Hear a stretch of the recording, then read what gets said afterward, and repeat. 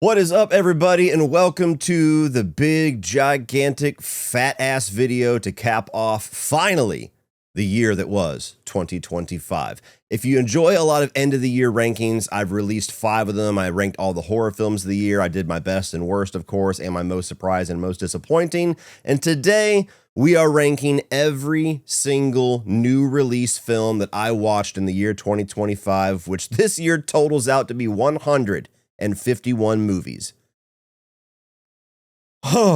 Now, every single one of these movies, maybe with the exception of 3 or 4 of them, I have covered at some point during last year on this channel, either with a full review, a ranking, like my month wrap-up video, something like that. So if there's a movie on here that I breeze past a little bit quickly because we have a lot to get to, and you're wondering what my more in-depth thoughts are, search my channel. Most likely you'll be able to find them. But as I always try to say, and shouldn't have to say, but for some reason do, this is just my ranking. This is my personal preference. This is my movie taste, my movie experiences that are totally unique to myself. So I don't expect anybody on planet Earth to have the same exact ranking of these 151 movies that I do. So hopefully you just enjoy differences of opinions, different perspectives. Let me know if you have the time. Rank your top 10 or however many movies you watched during the 2025 year down in the comment section below. And the last thing that I want to say before getting into all these movies is that I attend a number of film festivals, and so there are going to be a handful of films that were 2025 releases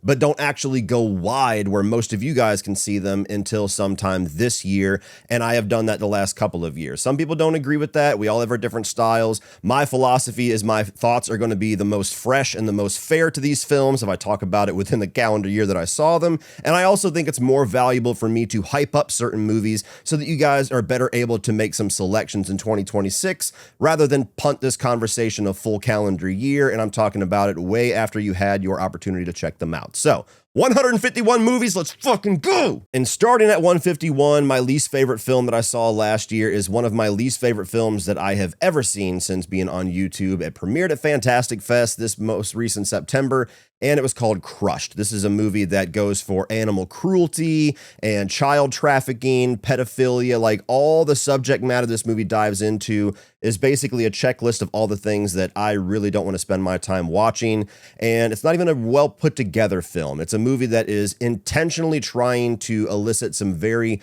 guttural reactions out of you in the most gross and manipulative way possible, and then completely deprives you of any sort of solace or relief later on in the story for the sole purpose of pointing at you as the viewer and saying, shame on you for wanting bad people to have bad things happen to them. Coming in at 150 is a film that's probably going to be most people's worst of last year, and that is Amazon's War of the Worlds. Now, I actually think a screen life version of War of the Worlds could have been really cool. This absolutely is not it. This was a film that was cobbled together during COVID, and it absolutely shows, and it's not an excuse for how poorly put together this movie is and how absolutely insulting it is. When you have a film where alien beings are taking over planet Earth and Amazon's Prime delivery service saves the world, go fuck yourself. 149 this year is Blumhouse Blunder, The Woman in the Yard, a movie that for the most part is just kind of dull and uninteresting, but ultimately what the movie ends up being about in the third act really was distasteful for me, and the way that they decided to be ambiguous and really nondescript with how they executed the things they wanted to talk about, I feel like was the worst possible way to discuss the subject of The Woman in the Yard. 148, we got The Strangers Chapter 2. Last year, Strangers Chapter 1, or was that 2 years ago? Whatever fucking year that came out, that was in my bottom 5. And now we're here again, a movie that takes what could have been a 5 or 10 minute chase sequence in any other slasher film and decides to make a 90-minute story out of it, where quite literally nothing happens. The only thing that's accomplished by the end of this film is giving you an answer that nobody was fucking asking for, and we still have one more movie to go in this godforsaken trilogy, and I'm already hearing words that they're doing a 4th film. Why?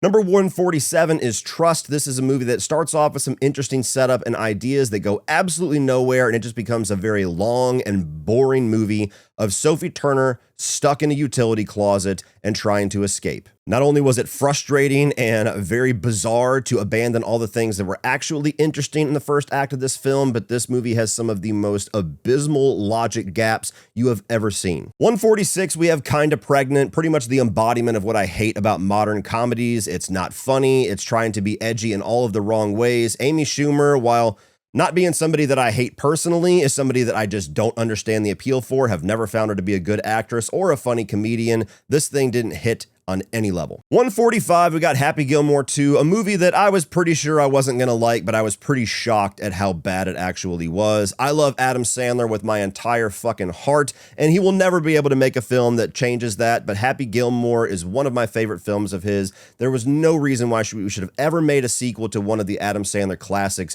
for a cash grab, cheap Netflix sequel.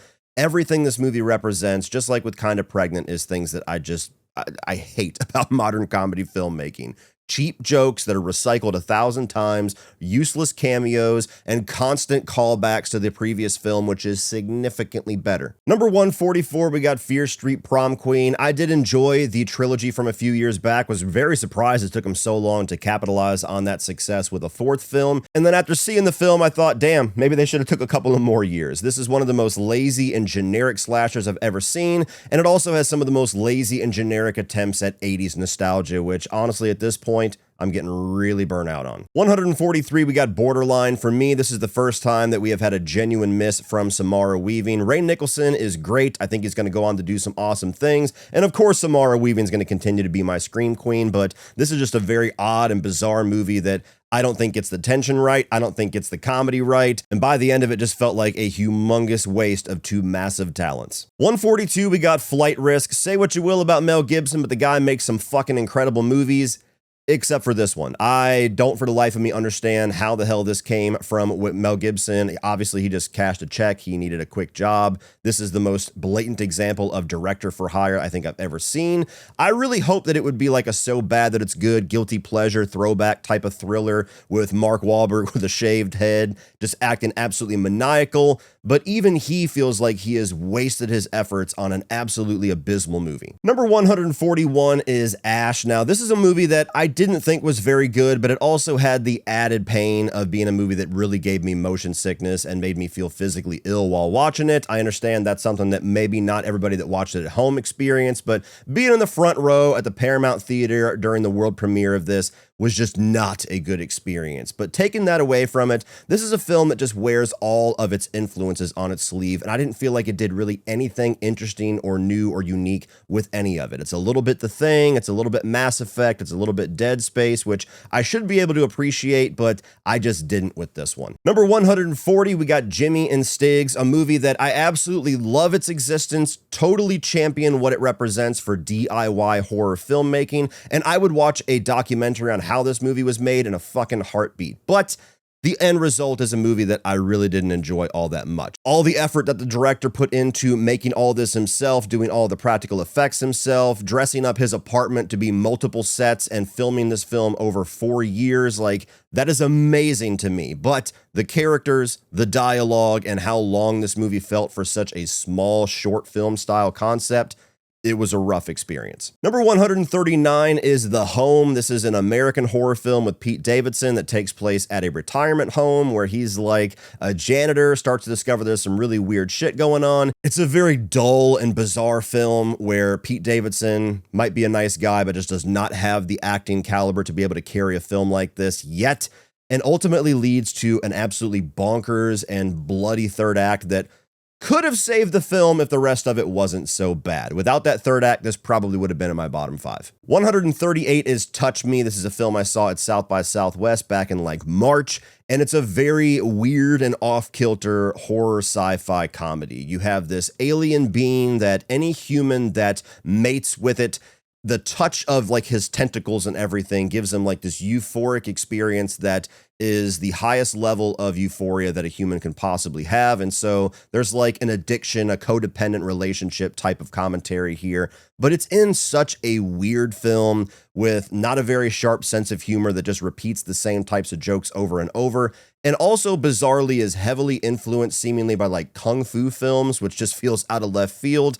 There were moments that this was entertaining, but it just did not hit for me. Number 137 is Slanted. This is another film I saw at South by Southwest. I think it releases in like March or something like that. And this is a movie that immediately looked like it could be an absolute minefield to try to discuss. The premise here is that you've got this Asian American girl, a high schooler, who has these huge dreams and aspirations of being the prom queen, but she feels like she has zero chance of winning unless she is white. She's embarrassed and ashamed of her heritage and the food that she brings to high school, all that different stuff. And she finds this medical organization that has this experimental procedure that will turn minorities into Caucasians. Now, you read that and you immediately think, oh my God. One version of that could be the most hot button, offensive, minefield type of film that's just going to exist to piss everybody off and nobody's going to win no matter what side you take on it. But I was hoping that this was actually going to be very satirical, very smart and clever with its commentary, and hopefully even a little bit funny, because I do think there's some genuine comedy that could come from that type of premise. And unfortunately, it really didn't end up being either. It wasn't as offensive or as overt enough to really offend me or be a movie that I walk out very pissed off about, nor was it a movie that was clever or insightful enough to really elicit any kind of actual genuine conversation that I found to be meaningful. It's just kind of like a half-measure movie, which is really a disappointment. The first half of the film, when you're watching this girl while she is an Asian American and, exploring somebody's thoughts about not wanting to be a unique individual and being drawn to more of the popular crowd and doing what everybody else does and trying to let other people define you, like, that's all something that could go down roads that I could really get behind, because I'm very much somebody who champions being your own person, being an individual, not being a follower, not following the masses.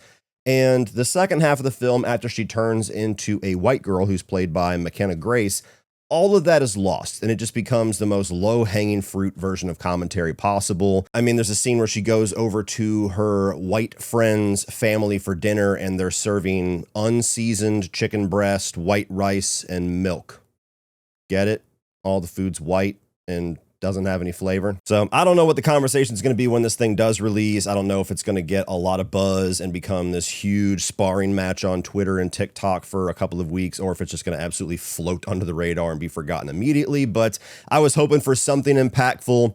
Was anything but. 136, we got Night Patrol. This releases wide later on this month, and on paper, this could not have been a movie that appealed to me more. You got Justin Long in here, who for a long time I said was like an absolute beacon that this horror movie is going to be fucking wild and awesome. It's about corrupt LAPD police officers who are actually vampires. What a great concept. And this movie was abysmal. I mean, everything about it missed. It starts off interesting enough, but then it very quickly shows that it can't decide who its main character is. The person that eventually chooses to be the main character and focus of the movie is the least interesting and certainly least likable of the three characters. The commentary that it attempts to have is extremely heavy-handed and not insightful in any way. The vampirism is an absolute half measure. The reveals and directions it goes aren't surprising or interesting. It kind of turns into like a Green Lantern movie at some point. I'm not bullshitting. And if you've got a film that's trying to commentate on police brutality and the log line is literally defang the police, and you're going to try to attempt to make literal gang members the protagonist of a movie, you got a lot of heavy lifting to do, and they didn't lift shit. 135, The Astronaut, another film I saw at South by Southwest. You've got Kate Mara, who is an astronaut who was up at like a space station and crash lands back on Earth. And while she's in like this rehab facility while they're testing her and trying to figure out if she brought anything back with her, she starts to be stalked by what seems to be an extraterrestrial who has followed her back to Earth. Great premise. Really like the cast here. You got the great Lawrence Fishburne in here as her father. All the directions it went in the back half and all of its ultimate reveals did not work for me at all. 134, we have another film titled The Home. This is actually a foreign film that also takes place at a nursing home, believe it or not. And I actually thought that Pete Davidson was like a very fast-tracked remake. It's not. This is a much better made film. It's genuinely got some creepy and unnerving moments and performances, but my God, is it slow and boring. And just when you think they're about to ramp things up and really pay off your patience in the third act, they don't. 133, one of the biggest disappointments of the year, and that is Wolfman. I am a Leigh Whannell fanatic. I love him as a writer and especially as a director. I didn't think there was any chance in hell that I was not going to love this film, and I just knew Leigh Whannell was going to shepherd in this brand new era of kick-ass werewolf films. And I was wrong. I was really fucking wrong. This is a movie that has an interesting enough spin on paper on typical werewolf lore, but really doesn't go anywhere with it. It is so restrained by its budget and its scale, being a very small one location film with a cast of characters that they really fail to totally get you on board with. It's got such a heavy-handed message about toxic masculinity and generational anger that it just fumbles completely. It never gets you on board with the main character actually being an angry person at all. And you're waiting all the time for like some kind of a werewolf action scene or werewolf transformation scene or something that's going to be like that Lee Winnell signature element that he brings to everything. And it just never really comes. So I have to assume that this was probably a project he never really had his heart on. Maybe he did just to kind of fulfill his contract with Blumhouse. Absolute dud. 132, we got Snow White, the movie that arguably elicited the most online anger all year round, although there's like 4 or 5 other films that I could say the same thing for, so maybe it's not such a clear-cut winner there. But Snow White, probably the example of most incompetent high-budget studio filmmaking of 2025. Now, I did not despise this movie on the level that a lot of other people seem to or claim to. I didn't think that it was completely unwatchable. I don't really care much for any of these live-action Disney remakes with maybe 1 or 2 exceptions like Aladdin, but this is one that from the beginning, it just looked like Disney was out to make all the wrong decisions just to elicit some kind of controversy clicks. First, there was the controversy of casting a Hispanic woman to play Snow White, where the main description of the character historically is skin as white as snow. Never anything that would have offended me, but it did feel like you're just asking for a lot of trouble here. You also had the whole thing, which was much more offensive to me personally, which is them deciding, because Peter Dinklage got his nuts in a twist, that they're not going to have dwarves in a movie that has the most iconic dwarf characters of all time. So they were going to scrap the dwarves, replace them with magical creatures. That bred its own version of controversy, especially from the dwarf community, who were like, what the fuck, bro? Like, these are awesome roles that we've been waiting for our whole fucking lives. Peter Dinklage doesn't have to wait for these type of roles. Shut the fuck up. And then after that controversy got wild, they didn't decide to actually go back, reverse that decision, and recast and reshoot scenes with actual dwarf actors. No, they decided to use CGI dwarf characters.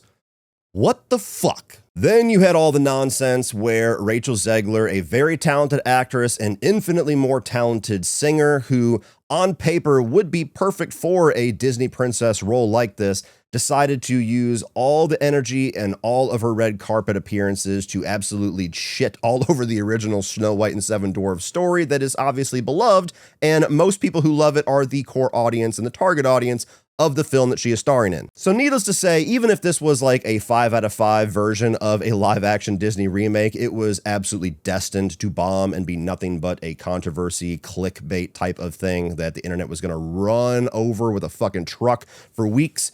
But the movie's just not very good. Like, there's elements of it that I think are fine and I think are charming, but it really feels like 2 different ideas. One trying to be beholden to the original, one trying to be something the original never was, and they just try to do both at the same time. You even have Gal Gadot in here, who I'm not nearly as hard on as everybody else. I like her in certain roles like Wonder Woman, but she's given a performance that does not match the rest of the movie at all. So you not only have an absolute dull movie that had no reason to exist whatsoever and is insulting that it cost the amount of money that it did, but you also have a film that unfortunately gives the very vocally anti-woke crowd all the ammo that they need to talk about it for another fucking year, and then you watch it and you go, oh, yep, you guys got a point on this one. You got a point. 131, Peter Pan's Neverland Nightmare. Now, I have obviously not been a fan of these public domain horror films and the Poonaverse movies, although they have been getting better. And this is one that I actually did have some inherent interest in. I thought that there could be some really cool potential of doing a very fucked up horror twist on Peter Pan lore.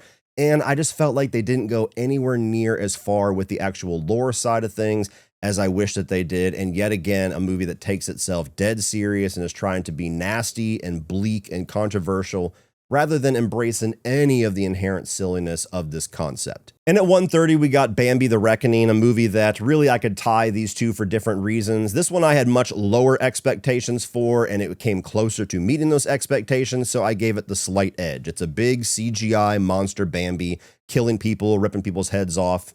if that seems entertaining to you for 90 minutes, check it out. 129, we got Five Nights at Freddy's 2. I was actually a fan of the first film, not like a wild fan. I thought it was fine, definitely had its issues, but I saw a lot of potential for a cool franchise. I saw a lot of potential to have some nice generational like onboarding into the horror genre, like a nice little gateway movie franchise.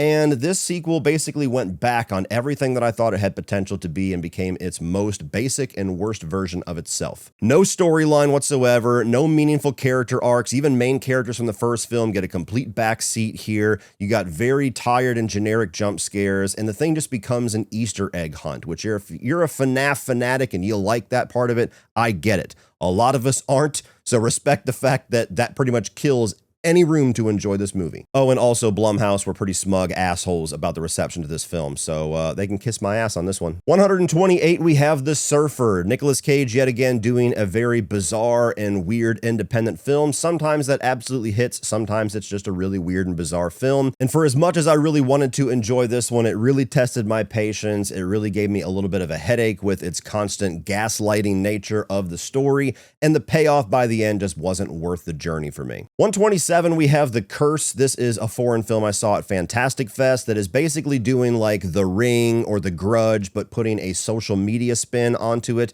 Has an incredible opening. The rest of the film does not measure up to. 126, we have Coyotes, yet another major disappointment for me from the man Justin Long. This is a film that has all the best ingredients, but doesn't know how to cook with it. The thrills and the scares aren't really that effective. The comedy and the commentary here isn't that effective, and if that's not bad enough, the coyotes, the actual source of the tension and the fear and the horror in this movie, is some of the worst CGI or generative AI that I saw all year long. 125, you got Anaconda, a movie that had a great cast that really excited me and a pretty interesting concept of doing like a meta Tropic Thunder type spin on the legacy of the original Anaconda, which is a guilty pleasure at best. And because they made it a PG-13 movie, I don't think any of the horror or the thrills or the action is all that noteworthy. And the comedy, which absolutely could have saved this movie for me, was just not well written at all. It seemed blatantly obvious to me that the writers just had like setups for scenes and were really hoping that these comedic talents were going to be able to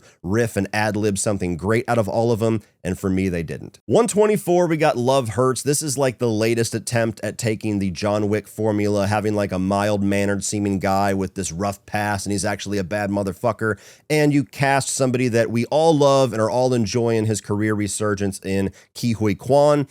And this one just did not work whatsoever. There's a couple of good moments in the action. He actually is somebody that I think is very capable of doing movies like this, but I don't think his personality, his on-screen persona really matches this type of character. I never really bought into him being like this cold-blooded assassin with a badass past. And even the romantic angle that they very much geared towards Valentine's Day didn't really come together for me either. 123, I Know What You Did Last Summer. Now, I am a casual fan at best of the first two films. That was like my formative era as a 90s kid, but I never really had a whole lot of faith or interest in doing a reboot. I was only excited about seeing Jennifer Love Hewitt and Freddie Prinze Jr. on screen again. And that was the thing that betrayed me most in this movie. Everything else is a pretty generic and lazy slasher as I expected it to be. The reveals really don't go anywhere interesting until you eventually do get to the very ballsy big swing that they take in the third act, which they did no work whatsoever to set up and establish and earn, and so it just comes across as insulting to fans of the original film. 122, Whistle. This is a film that's coming out in a couple of weeks. I believe it's a Shudder movie, but it is getting a theatrical release. This was the closing film of Fantastic Fest this year, and what a massive disappointment to close out the festival, because this is the Bye Bye Man, Ouija, tarot, just with a haunted whistle instead of cards, a Ouija board, or whatever the fuck the Bye Bye Man was. There is one standout kill in this movie that is worth seeing it for, maybe. Everything else is things that you have seen done multitudes of times before and done better before. 121, Witchboard. This is the return of Chuck Russell, who is responsible for things like The Mask and Dream Warriors and the Blob remake from the 80s, movies that I love. This is not one of them. And the shame about this movie is that it has a really great idea in there that it only realizes for moments in the third act. You have this haunted witch board that ties back to this witch from like a century ago, and After about 2 acts of just the same generic haunted object type of horror movie that's very similar to Whistle, we've seen dozens of times before, you do get a moment where the lead actress, the main character and protagonist, switches lives and bodies with the evil witch from a century or so ago. Where is that movie? Because that's awesome. Do 3 acts of that. 120, we have Descendant. Now, this is another film I saw at South by Southwest, and you basically have a guy that looks into the sky and feels like he has been abducted by aliens and wakes up, and all these different things start to feel weird in his life that only affirm his suspicions that he has experienced an alien abduction. It's a very slow burn, and you're patient with the movie, hoping that eventually the 3rd act is going to pay off your patience with some cool reveals or some kind of a twist or turn, and it just never really gets there. I was actually fine with this film until the final shot, which to me made things go ambiguous in a way that made no sense whatsoever. 119, you got 13 Days Till Summer, a movie that I thought was a pretty serviceable at best home invasion slasher that has a miserably bleak ending that kind of killed it for me. And the most interesting thing about this was that all throughout the Q&A after the movie, we were basically told this movie is never going to be released. You're the only audience who's ever going to see it. The people that funded this movie don't want it to see the light of day, and we're just given like a quick little festival run before it disappears forever.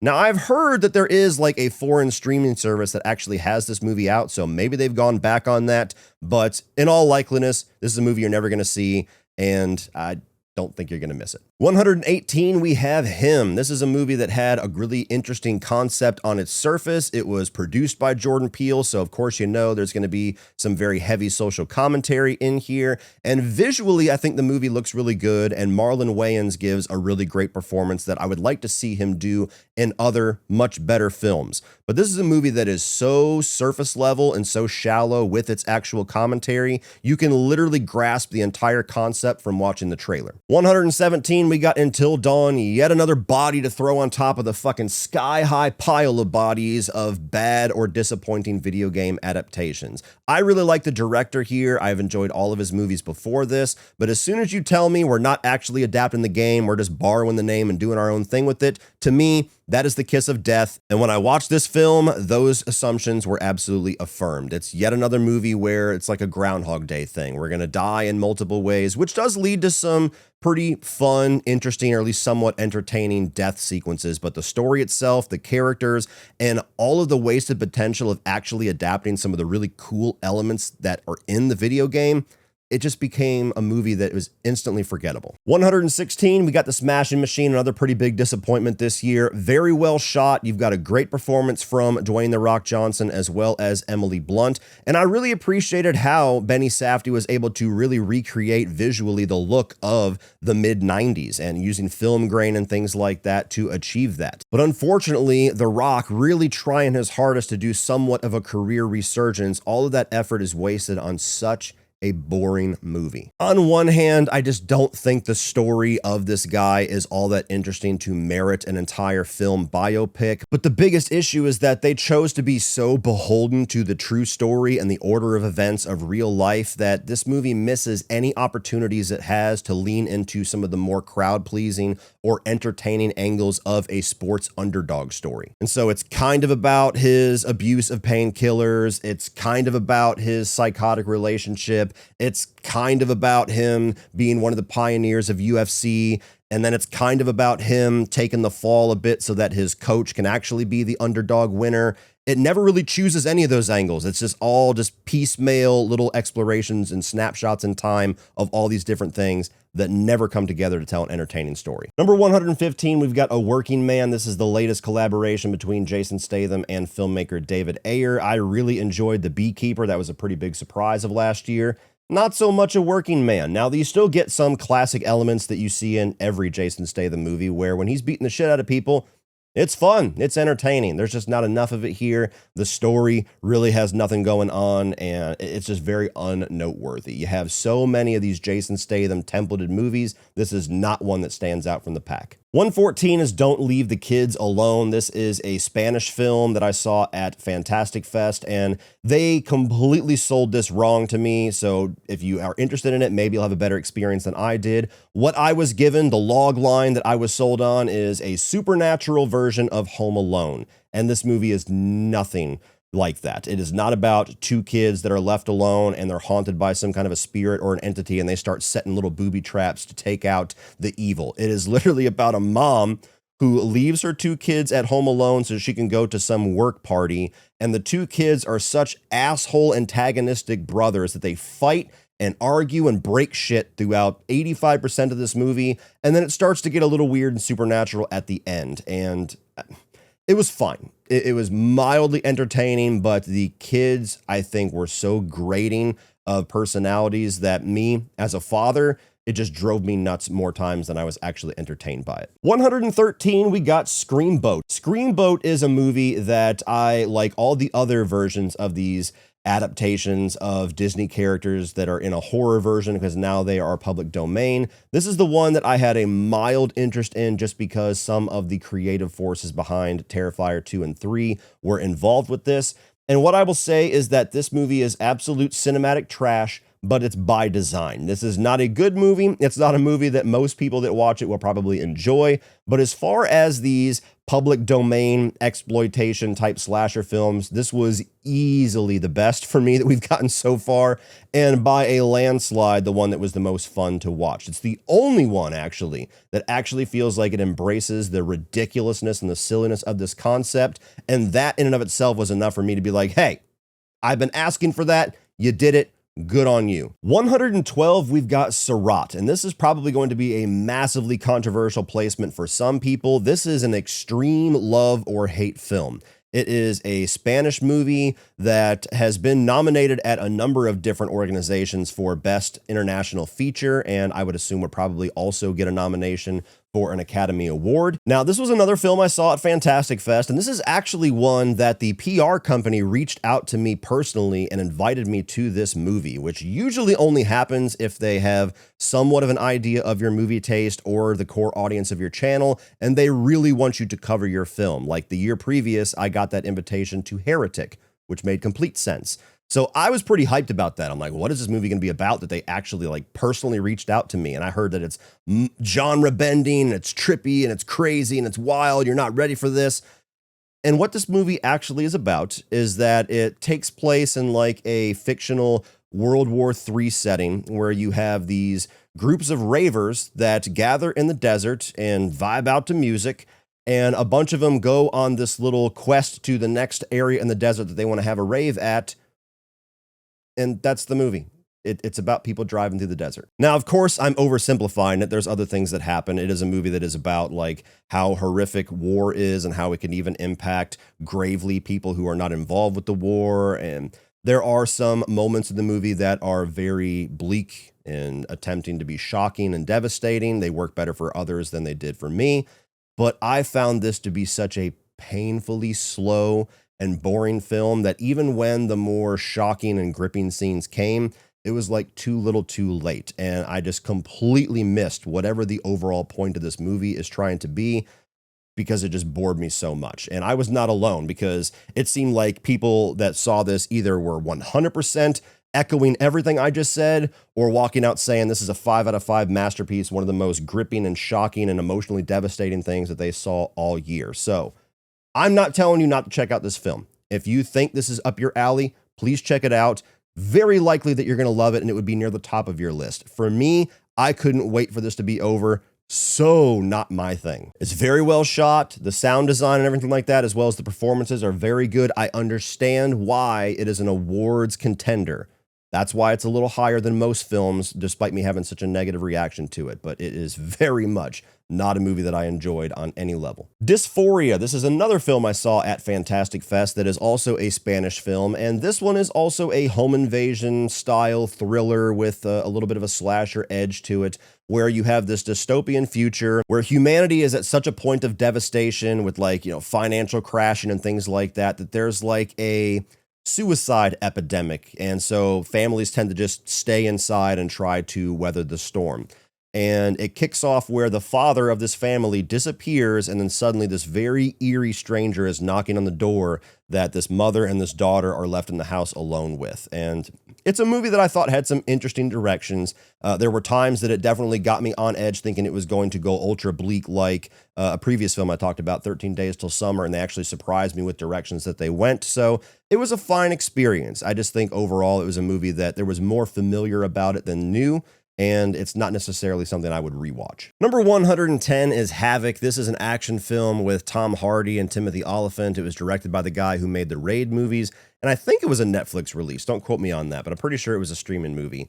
And while I remember it having some fairly entertaining action, mostly the gunplay and a lot of blood, like a lot of blood squibs, so it's like a really violent, gory type of movie, the story, I can't tell you a single thing about it. I remember almost nothing about this film other than the violence.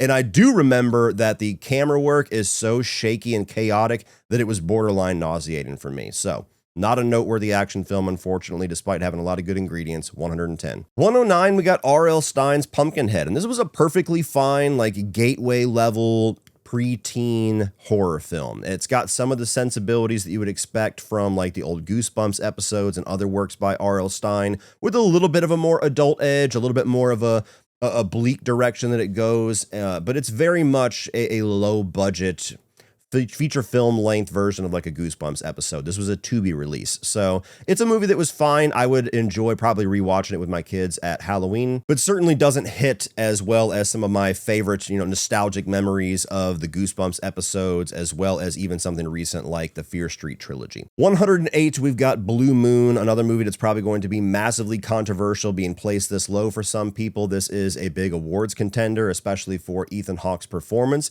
which is very good.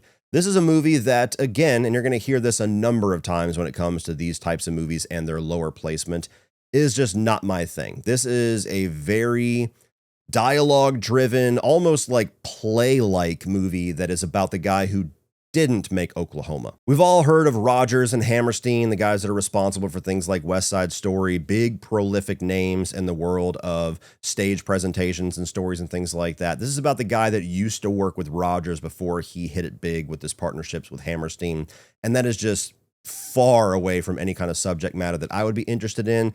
I do think that Ethan Hawke is very good in the movie, but it's also a type of performance that I don't personally get all that enamored with. I tend to be the person that would look at a performance like Training Day and think that that's way more impressive than what he's doing here. That's just my taste and sensibilities. So Linklater, if you're a big fan of him, check it out. If you're a real big fan or really interested in the subject matter or the people who this movie is based on, check it out. It's just not for me. 107 is Keeper, and this is the third film released in about a year's time from filmmaker Osgood Perkins, a very big, prominent, rising voice in horror, hit it big with Long Legs, had The Monkey earlier on this year, which we have yet to talk about, and Keeper might be my least favorite film that he's ever made, and there's an interesting concept here that could have made for a really nice small scale little creature feature, but this is a movie that they are very honest about the fact that this was just like something else for them to work on while the SAG strikes were going on and production on The Monkey was halted, and you very much can tell this was something that was like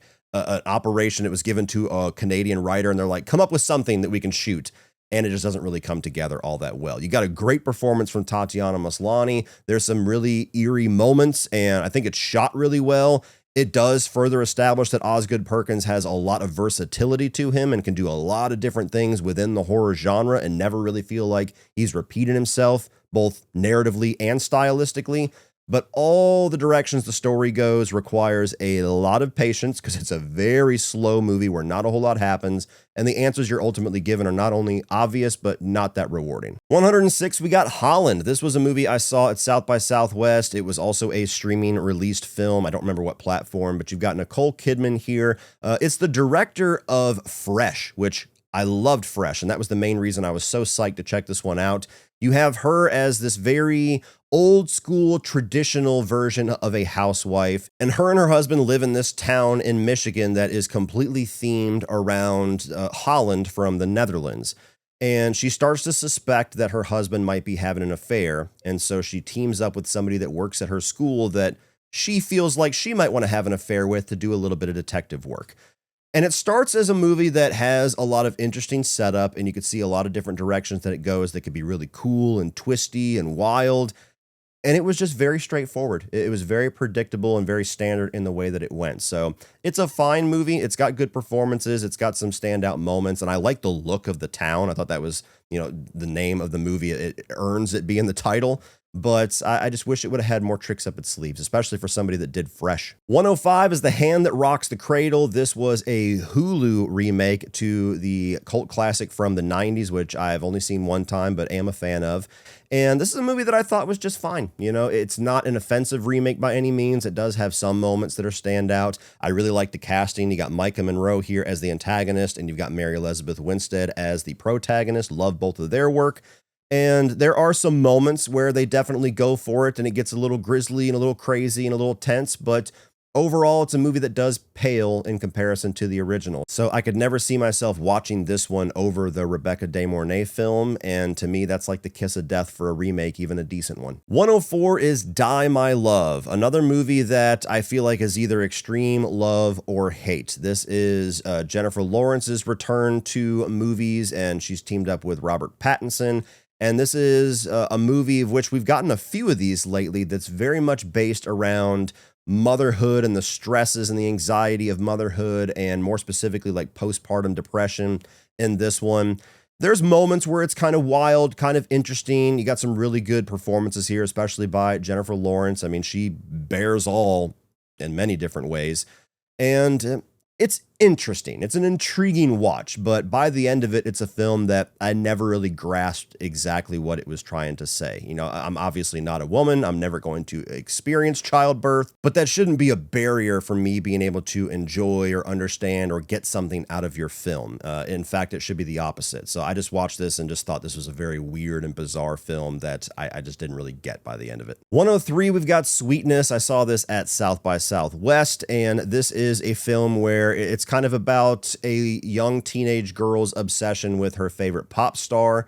And through a series of events, she's able to actually meet this guy, finds out that he is a horrible drug addict, and basically kidnaps him and holds him hostage in her house to try to force a detox on him, to try to, in her mind, save his life and his career. And so it's very much like a bottle movie about this guy who does need help, but is in a very fucked up and weird situation trying to get out, and this girl's psychotic attempts to try to help him. It's kind of like a twist on Misery in that way. Not anywhere near as good as the movie Misery, as you can tell. It was okay. There was moments where I thought it was entertaining. It definitely goes for it in a few moments as the thing gets progressively a little bit wilder of a situation. It didn't really have much of an impact. It didn't end on a note that really made it pop. And there wasn't enough to either of the performances that really made it stand out either. So it's watchable. It's fine. 102 is Freakier Friday. Now, I am just outside of the age range of the people that grew up with Freaky Friday, the original, and loved that one. I've seen it a couple of times, but it's never like one of my nostalgic Disney favorites. But what I love about this film is that they got everybody back. They got the cast back. You got Lindsay Lohan, who seems very healthy, which is great to see. And Jamie Lee Curtis coming off of an Oscar win, going back to something like this is really cool to see. You even have some of the side characters show up, like Chad Michael Murray. And that side of it, I love, I champion, but I enjoy seeing performers and even studios that have not really any reason or motivation to revisit a property like this throw a little bit of a dice roll and see if there's enough of a rabid nostalgic fan base for it. The movie was okay. I don't think it's as strong as the original. I don't think anybody did, but it's watchable. It's charming enough. I just like the fact that we get something like this. It's charming to me that it exists. 101, we've got a Minecraft movie, a less offensive version of Five Nights at Freddy's 2 for me, where this is very much a movie that is all about the established fan base, and all of the crazy viral moments meant absolutely nothing to me. It also led to some of the most moronic idiocy that I've ever heard of in a movie theater, which people were only defending as like, well, these people are going to theaters. Yeah, and everybody who's not being a fucking idiot for TikTok clicks is never going to the theater again after this. Throwing live chickens and popcorn and shit whenever Jack Black says chicken jockey for viral TikTok. Like, get the fuck out of here, okay? Act like you have some goddamn sense. Beyond all that, I still found the film to be mildly enjoyable. At least it was somewhat of an immersive world. At least there's some performers here that I thought were entertaining, like on its surface, like on the the poster, I thought that Jason Momoa looked ridiculous. In the context of the film, I thought it was mildly entertaining. So one that didn't really move the needle for me much, but at least I wasn't bored watching it like I was with Five Nights at Freddy's 2. We have cracked 100, and coming in at 100, we've got Black Bag, another movie that seems to be pretty divisive. There's some people that think it's one of the best of the year, and I've got a little bit more here on the lower half of the middle of the list, but this is the latest Steven Soderbergh film, and it's very much like an old school, more slow burn take on espionage. You got really good performances here from Michael Fassbender and Cate Blanchett, a number of others. It's just a movie that I never really got all that much from it. I never really felt like I was on the edge of my seat with any of the espionage. I didn't think they did a good job at building up some of the reveals to be anything that was surprising or rewarding. It was a movie that I was just kind of flatlined watching. It's well made. I can totally see the audience for this going nuts for it. As somebody who's pretty hit or miss, depending on what type of espionage movie you're trying to give me, this one was a little bit more miss than hit. 99, we got I Possessed. This is a low-budget independent horror film that is made by comedian Carl Remy, and it is a possession film that actually takes a little bit of a spin where the entities that are haunting these people that are stuck in this house are like their sins, their regrets of the past. So it is a movie that is very much restricted with its budget, and I think it's important to walk into it knowing that and not having like these studio film expectations, or you will walk out frustrated. But I do appreciate the fact that it took a really unique take on a very tired and redundant genre, which I've said numerous times. Like all demonic possession films, with the exception of maybe one or two, all feel like some tired retread of The Exorcist to me. And this took a little bit of a different angle. Doesn't completely come together. There are a few character revelations that I didn't feel like were totally set up and earned.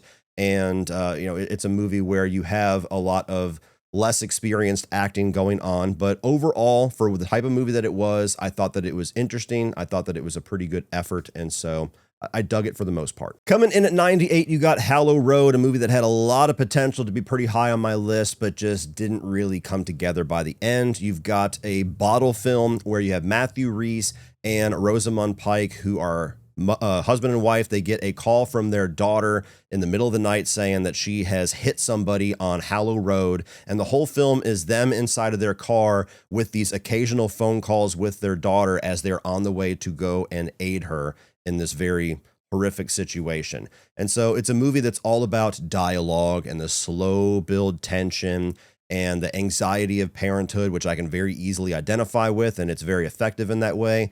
But in the back half, more specifically the last third of the film, it starts to have some of a supernatural edge, which I never really felt like worked its way naturally into the movie, and the end point that it decided to leave the story off on was not satisfying to me. 97, we've got On Swift Horses. This is another film that I saw the premiere of at South by Southwest. I believe it's based on a novel. And it's a very well-made movie with a lot of really good performances that tells a story that I just had a hard time getting into. You got Daisy Edgar-Jones and Will Poulter as a married couple, I think in the 50s. It is a period piece, and Will Poulter's very rough around the edges, free-spirited brother, played by Jacob Elordi, comes into their life. And Jacob Elordi's presence in their life basically sparks this sexual awakening inside of Daisy Edgar-Jones, where she starts to have bisexual or homosexual feelings and starts to have affairs and starts to experiment with women and things like that. And so it very much becomes a movie, both with her storyline as well as Jacob Elordi's storyline, about embracing who you are, about, the life, that lifestyle and the difficulties that come along with it in that time period, especially, which I can totally appreciate. And especially with Jacob Elordi's side, it is very emotional, and it does take you through a pretty big roller coaster ride that I thought was well done. But I found myself more turned off and a little bit more bumping up against the story and the message of the film when you have the Will Poulter character, who is a very well-intentioned husband that doesn't deserve all this type of stuff.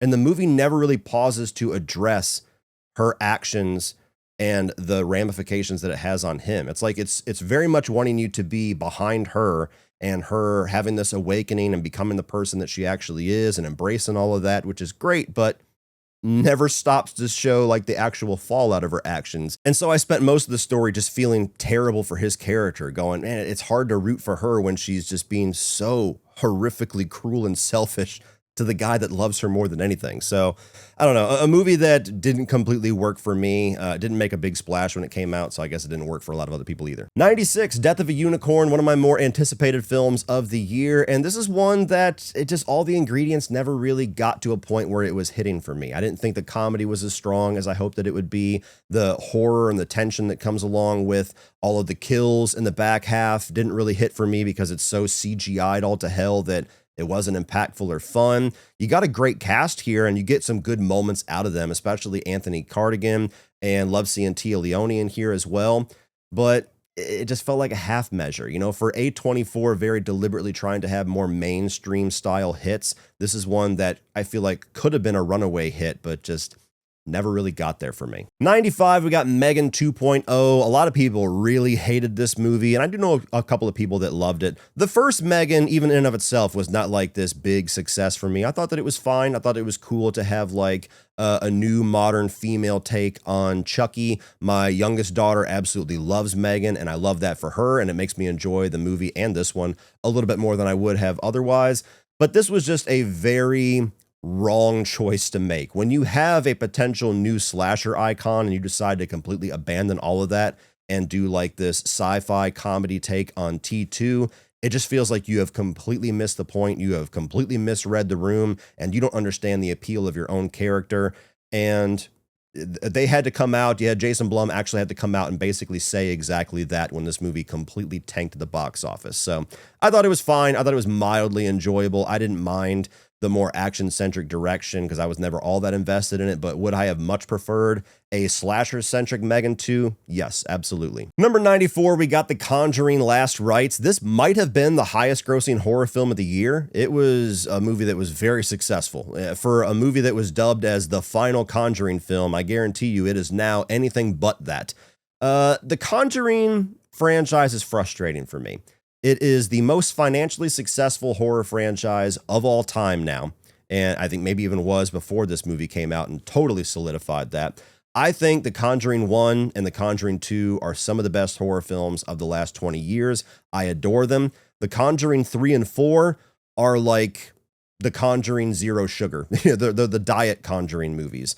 So this one I did think was a little bit better than the third one. I think that I was really enjoying the family dynamic a lot more than anything horror-centric in this movie, like having the daughter grown up and some of the drama that comes along with her having a fiance and all that. How you have a Conjuring film where I don't give a shit about any of the entities or any of the scares, and I'm just like, oh, cool, look at this family drama. That kind of tells you the problem with the film.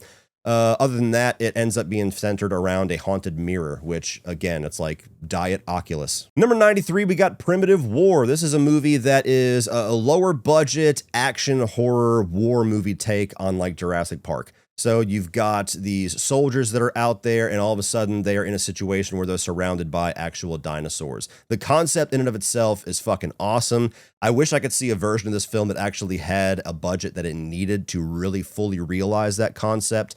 As is, it's entertaining. You get some good carnage candy. The dinosaurs look decent for the budget, but they're very CGI'd. And the characters, hit or miss. It's not really a movie that you're totally diving into character arcs. You just want to see dinosaurs fuck people up. You get that here, so it was all right. 92, Karate Kid Legends, a movie that I never really had a whole lot of faith or interest in. I always thought it was weird that they were announcing this and hyping it up when the show was still going on. And then when you watch the movie, you figure out, yeah, I don't know what you guys were doing here. The whole movie is advertised and very much sold on the appeal of getting Daniel LaRusso, the main character of the Karate Kid films and one of the main characters of the very successful Cobra Kai TV show, and Jackie Chan, who was the sensei in the remake with Will Smith's son, getting them together and doing like a legacy sequel team-up movie. Well, that's like 10% of the film. The rest of it is about this kid that immigrates to America, and he's like a karate superstar, and he ends up training Joshua Jackson for boxing matches, who's like a down on his luck pizza parlor owner. I'm not bullshitting you. This is actually the plot of the film. There's still some surface level, very shallow entertainment to be had here, and there's something so bad that it's good about this absolutely asinine premise. And there's a little bit of charm that you can milk out of those two iconic actors coming together for this movie, but Yeah, I don't what the fuck was this? 91 Jurassic World Rebirth, and this was anything but a rebirth for me. Now, it was successful enough to merit another one. I think Gareth Edwards is coming back. Maybe that one will be better. I love Jurassic Park. To the best of my and my father's memory, that was actually my first movie I ever saw in a theater, and I've loved it ever since. I even am very forgiving on a number of the sequels. Like, I really enjoyed Jurassic Park 3, but I have not enjoyed at all the last two Jurassic World films. And I was actually sold on this having a lot of potential to really rebirth this franchise. It felt like you have to have learned a lot of lessons from the last two, right?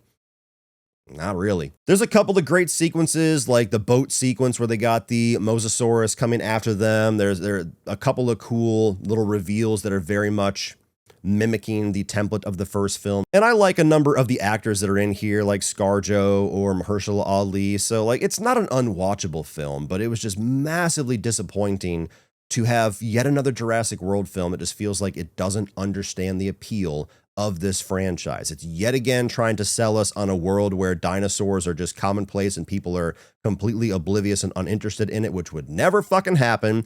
And then the actual plot of the film feels like two different movies, one about government agents trying to get DNA, and the other one about this dumb fuck family trying to survive on the island. And at no point do they really converge in a meaningful way. And then you yet again have the big monster be like a mutant creation, which I just hate that direction. So another watchable Jurassic World film, better than the last two, but not by a very big margin. Number 90, you got Hell of a Summer. This is like a teenage comedy slasher film that I wish had a lot more slasher in it. It is very much advertising itself off of the horror, but the movie's like 85% teenage comedy with a little bit of slashing, killing, masked killer stuff in it. I think that there was some entertainment to be had here. I thought some of the comedy was good. A lot of the characters were entertaining for me. It's co-written, co-directed by Finn Wolfhard from Stranger Things, and I think that there's potential there for him and his writing and directing partner to be a lot better with further films. I just think they kind of got the mix wrong with this one. 89, you've got The Surrender. This is a movie I saw at South by Southwest that is an exploration of grief, where you have a mother and a daughter that recently has lost the patriarch to the family, and it's about this ritual that the mother is trying to enact to be able to contact him in the underworld and bring him back. And of course, as you can assume, there's some pretty disastrous results. It's a very emotional film. It does have some really genuinely creepy, unnerving moments, but it's such a dark movie that moves at such a deliberate pace that it is definitely a one watch for me. So it's well done, and I would recommend you check it out if you like those type of like slow burn, supernatural type movies, and the movies that are exploring death, but not a movie I'd revisit. Captain America Brave New World, a movie that is the runner-up to Snow White with a huge margin between 1 and 2 as some of the most incompetent big-budget studio filmmaking of the year, which is a real shame because I love Anthony Mackie. I'm totally a champion of his character being the new Captain America. I am on board for all of that. I know there's people that aren't. It's always Steve Rogers for them, or they wish it was Bucky. I'm not really on that camp. And then you have Harrison Ford in here as Red Hulk. All that stuff sounded good. The problem with this movie is that it's supposed to be a Captain America, essentially like almost an origin for his new iteration on the character. And it's not that at all. It's a Hulk sequel with some Captain America shit sprinkled on top. Which, even that, as bizarre of a direction as that is, I'm a big fan of the Edward Norton Incredible Hulk film. So having a movie that is finally following up on a lot of those plot lines and characters actually could appeal to me more than most people, which is probably why I'm a little more forgiving on it, but it's still a movie that is just an absolute mishmash. It feels like it is just reshot all to hell. There's so many things here that never feel like it was a cohesive idea to begin with. It is not a good selling point or origin for Sam taking up this mantle of Captain America, following up on a TV series that also failed at doing that. And so while I think there is entertainment to be had, I do think that there's some good moments in it. And I do think this is the first movie in a while that actually feels like it's kind of pulling the post-Endgame MCU together a little bit and kind of tying some things together in a way that's mostly satisfying and hopefully setting them up for some success in the future. It's a cobbled mess, to put it lightly. So, sorry, Sam Wilson. You deserve better. Number 87, we got Tron Ares. I'm not a Tron guy, never have been, probably never will be. I still have never seen the original film, but I thought Tron Legacy was all right. Definitely had some entertainment value there. And while it was not like a runaway financial hit, it has a very passionate fan base. So why you would finally go back to Tron and do a third movie and completely ignore and abandon everything about Tron Legacy is beyond me.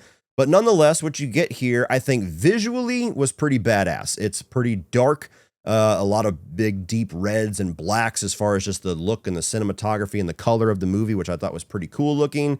You have a story here that's very run of the mill, and we've seen a bunch of times before that's like a Last Samurai type thing. You got a program that is working for the bad guys that's played by Jared Leto, and then he realizes that the good guys are the good guys, and so he kind of jumps ship and starts battling against his corporation. Visually, it's entertaining. Was it worth seeing on IMAX and 3D to check out the movie? I do think it was. It's not a movie I would expect to be very entertaining at home, and it's not a movie I would ever revisit. So a very strange movie to put so much budget and put so many chips into the basket for Disney, and Jared Leto's controversy certainly did not help that. But yeah, Tron Ares, it exists. It's kind of cool. 86 is The Amateur, and I wish I could put this higher because I love these types of films, just these little mid-budget action spy thrillers. I actually like Rami Malek quite a bit. It kind of felt like everybody liked him, and then he won the Oscar, and then everybody hated him. I don't quite get that, but that tends to happen a lot. But I think he's perfect for this type of character, like an unassuming CIA tech guy, where his wife is killed and he has to utilize all of his skills to go and get revenge on the organization that led to her death. You got Lawrence Fishburne here as the guy who's kind of hunting him down, and I think they're very good with each other. So it's a pretty solid like dad movie to watch on a Sunday. I wish it kind of reached some higher highs. I wish it came together a little bit better and was a little bit higher on this list, but for what it is, I thought that it was entertaining enough. Number 85, you've got Dust Bunny. This is the movie by Brian Fuller, who's known much more for his TV work like Hannibal, and he was almost going to be the guy who is the showrunner for the new Friday the 13th show. But this is a very visually stylistic driven high concept movie where you've got this little girl that thinks that there is a monster under her bed, and she realizes her neighbor, played by Mads Mikkelsen, is actually an assassin. So she hires him to vanquish the monster under her bed. And a lot of different twists and turns come along with that. It's a movie that I would say is style over substance. It's a cool visual little feast where I never really got that invested in the story of the characters. The comparison I made is it's kind of like the style of Sucker Punch, but a much better version of Sucker Punch. So cool, worth checking out. I could see people eating this up with certain sensibilities, like if you're a big Zack Snyder fan. But for me, little style over substance. 84, If I Had Legs, I'd Kick You. Before I saw Hamnet, I would tell you that Rose Byrne was a lock for Best Actress, and I mean, she might still get the Oscar. She'll definitely get nominated. She's very good in this. This is another film that is very much focusing on the stress and the anxiety of motherhood. It's along the lines of Die My Love and Night Bitch from last year, but this one's a little bit more straightforward, where you have the husband, who eventually is revealed to be Christian Slater, who is off doing something for work, and Rose Byrne and her daughter are stuck by themselves. Something bad happens in their house where they have to move into this little apartment. And it's just about all the hardships of her life just piling up to where she just starts to lose it and crumble under all the pressure. And it's a very anxiety-driven movie that is meant to be very uncomfortable and kind of an assault on the senses in a lot of way. It's very effective in that way, but also not necessarily a movie I particularly enjoyed watching because of that. So very good performance, very well made, not really my type of movie that I would gush over. 83, VHS Halloween. I'm a bit extreme hit or miss with these VHS movies. I'm not a big found footage guy, and I think last year's VHS Beyond was easily the best of these movies that I have seen. Halloween, I thought, was middle of the road. I think that there's like 3 segments out of the 6 that I really liked, one in particular that is very Halloween themed. The other 3 didn't really do a whole lot for me, and one of the main reasons is it didn't really feel like they were Halloween themed. So for them to market this entirely off of the holiday Halloween, I didn't feel like they did enough to really capture that. But if you like these movies, found footage films, anthology movies, it is worth your time, because that one segment especially where they're turning people into candy, I thought was pretty awesome. 82, Bad Haircut, a movie that is so strange and off kilter that honestly, I didn't really know where to put it. You ask me tomorrow, this might go significantly lower, 10 or 15 spots higher. This is like a black comedy where you got this nerdy guy with not a lot of confidence that goes to this very strange barber to get a haircut, and it just becomes like the haircut from hell, where uh, people die, and it turns into this big like kidnapping thing downstairs, and it just continues to get weirder and weirder of a situation. It's worth checking out. It's definitely like a Fantastic Fest movie where it's just this specific brand of weird that I really enjoy experiencing at that festival. But I could see a lot of people hating this. I could see a lot of people liking it a lot more than me. 81, we've got Locked. This is a pretty interesting little bottle horror thriller where you have Pennywise himself of Bill Skarsgård, who is a guy who's kind of down on his luck and thinks that he is going to break into this high-tech looking car for a quick buck. And he ends up getting locked inside of it, and it is being operated and watched through surveillance by an absolute psychopath played by Anthony Hopkins. So he's in like a soundproof vehicle where all the doors are locked. He can cut off the air. He can turn on the heat. He's, going through starvation and dehydration, and it's like this mental warfare game to teach him a lesson. How dare you try to break into my car? It's a movie that does require a little bit of patience. It does overextend its welcome a little bit for me, but it is a pretty wild ride with two really good performances, especially from Anthony Hopkins, who's also always been good at playing psychopaths. I mean, it's fucking Hannibal Lecter, for Christ's sake. And Bill Skarsgård is awesome. Love that guy. So yeah, it's a movie that is worth your attention if you like those types of thrillers. 80, we got Lilo and Stitch, the significantly less offensive of the live action Disney remakes this year. I didn't think it was a complete hit. I think the original animated movie is super charming. That came out right when I was right about the age where I stopped getting excited about animated films, but I've always loved the character of Stitch. I think anytime Lilo and Stitch are both on screen in this movie, it's a lot of fun. It's very charming and sweet. All the other elements of the movie is where it falls flat. The alien characters, Zach Galifianakis, all that. That was a pretty big miss for me. So a movie that I didn't mind, but another example of something where I would never watch this over the original. So it's a one watch and instantly forgettable for me. 79, we got The Monkey. This was the first release this year from Osgood Perkins, and it's kind of like a different take on Final Destination. You've got this little monkey toy that whenever it plays its little beat, somebody dies in this random and horrifically graphic way.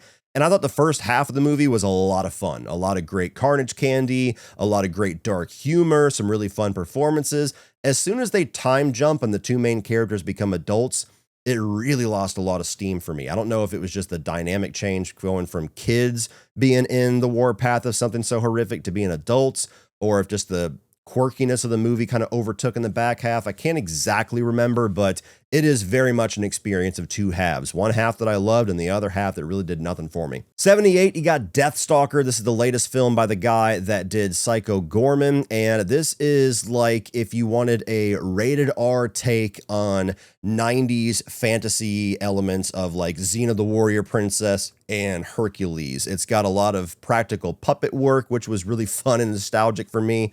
It's really fun, crazy little experience of a movie if you were into it. Somehow it's a brand new film that almost felt nostalgic of the 90s for me, and I really enjoyed that feeling that it brought. Not a movie that I would probably revisit a whole lot. I'm not a big fantasy guy, but for the experience that it was going for, I thought that it was pretty entertaining. 77, Wicked for Good. Now, I am not a musical guy whatsoever. In fact, the only one that I have ever loved in my entire life is Willy Wonka and the Chocolate Factory, and I'm not even a big fan of Wizard of Oz or Broadway or any of that. So the first movie coming out being this mega hit, I was not the core audience for it, but I ended up liking it a lot more than I thought that I would. So I was very much intrigued with how the second half of this story goes. And this was a pretty significant drop in quality from the first film. You still get some really great production value and costume design, still some really good performances overall. I don't think they're worthy of Oscar nominations and things, even though they're still going to get them like the first film. But the songs aren't as good. The story it's telling isn't as good.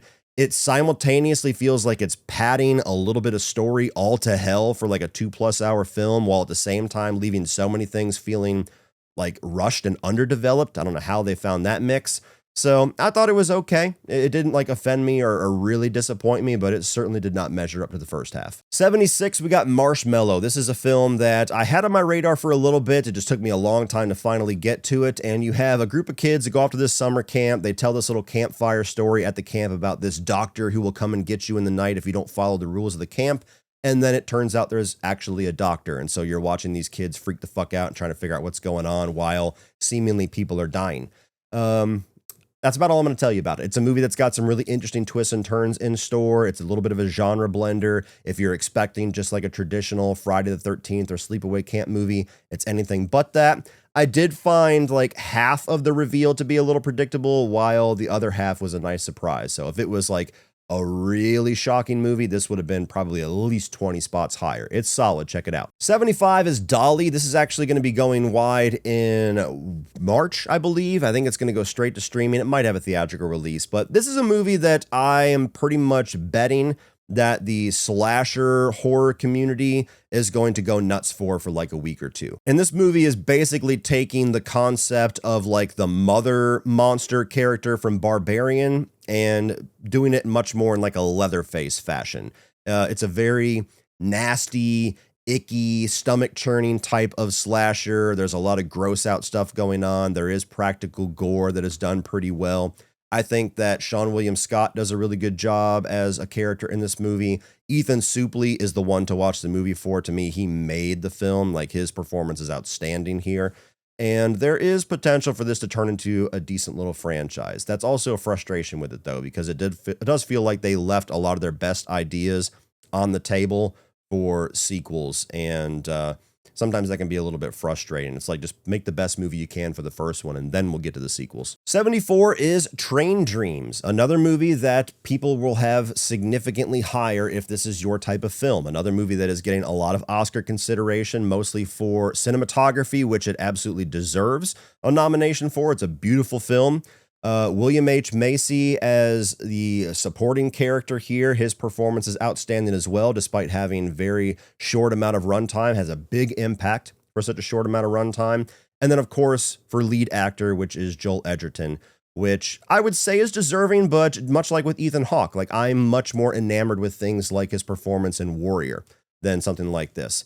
This is a movie that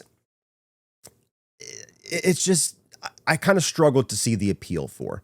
There's elements to it that I think are kind of melancholy, beautiful, but at the same time, it's a movie about this logger, this lumberjack, like 100 years ago, and just how miserable and tragic his life is. Seeing coworkers die around him, tragedies involved with his family, being left behind by technological advancements of society and things like that. And so I watch it, and by the end of it, I'm just like, I don't really know what I was supposed to get out of this other than, man, I'm glad I didn't fucking live 100 years ago, because it looked like it sucked. Yeah, a movie that's not really my thing. I could get the appeal to a certain extent for the technical achievements of the movie, but I watched it and it's not an Oscar runner that I'm going to get jazzed about. 73, we've got Eddington, a movie that I really didn't know what to expect. I thought this might be bizarre enough to where I really like it. I might completely fucking hate this movie because Ari Aster, I got a complicated relationship with that man. I really love Hereditary, not nearly as much as everybody else. It's a little overrated for me, but I do love Hereditary. Don't like Midsommar at all, aside from just the look of the film and Florence Pugh's performance.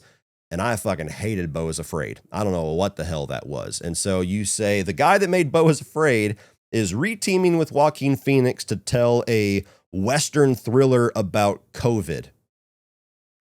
I mean, throw in Freddy's Dead references, and that's about the only thing you can do to make a movie that appeals to me less. And obviously, being that it is right smack dab in the middle of this list, it is not a movie that I hated. There's actually a lot of elements here that I thought was interesting. I thought the first act was a really intriguing setup that was very much like an old school Western standoff between a sheriff and the mayor, that the entire point of contention is like their view on politics as it pertains to like COVID procedures, mask procedures, things like that. And it really meanders a lot and goes for a lot of different things in the middle act that I didn't appreciate, didn't understand, didn't think was entertaining at all, like all the Black Lives Matter riots and everything. And then the third act just goes fucking bananas. And the third act was definitely the most entertaining part of the film. So it's a movie that I would say, if you're an Ari Aster fan, I mean, you've already seen it, so I don't know why you need me to tell you, check it out. If you're somebody who's been mixed with Ari Aster, I would also say check it out, because I enjoyed this more than his last two films, but it's still that Ari Aster signature weirdness that doesn't completely operate on my wavelength. So could have come together a lot better with a lot of massive changes to that middle act and the pacing of the film overall. But what we got here, it's interesting. It's worth checking out. Number 72, we got Den of Thieves 2 Pantera. Now, there seems to be a rabid fan base for the original Den of Thieves. Like, that's a movie that some people, even friends of mine, think is like one of the greatest, if not the best heist movie in like the last couple of decades.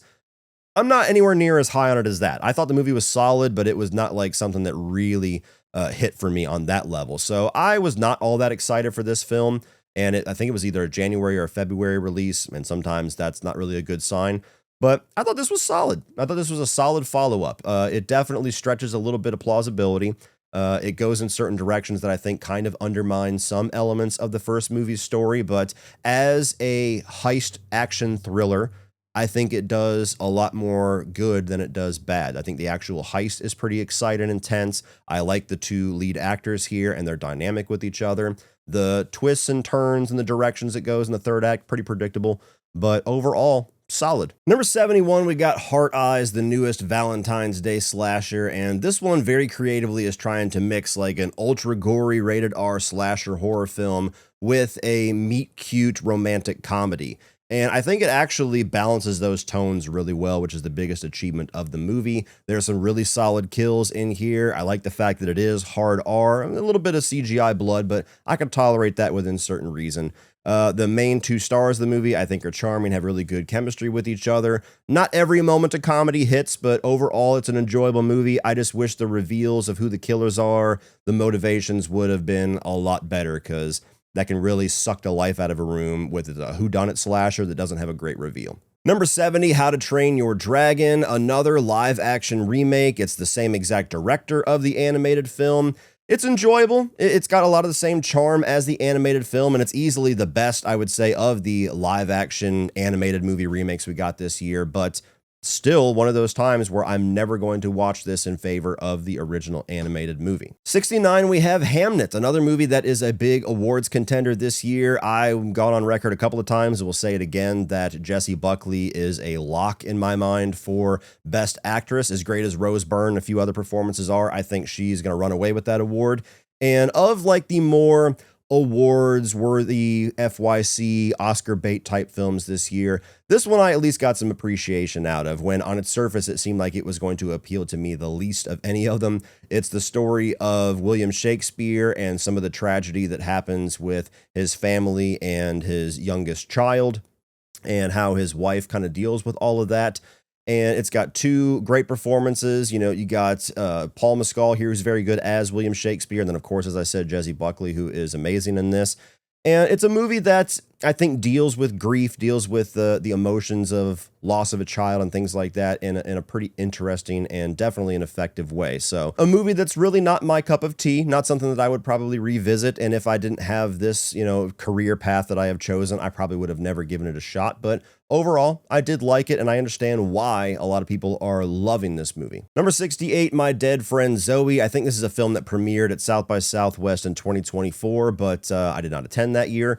And this is a movie about PTSD. You got a woman who was in the army and loses her best friend in battle, and she's kind of dealing with the grief of all that. And she talks to like the spirit, basically the voice in her head of her friend, while she's trying to rekindle the relationship that she has with her grandfather, played by Ed Harris, and trying to move on. It's a pretty well done, sentimental movie that is exploring some pretty dark themes. 67, we got Good Boy, a movie that I saw at South by Southwest and has gotten quite a bit of acclaim here recently whenever it did finally go wide. It is a really unique experimental type horror film where the entire movie is essentially focused on the POV of a dog, and the dog is the main actor. And because of that, the movie took a very long fucking time to make. I think it was a couple of years at least.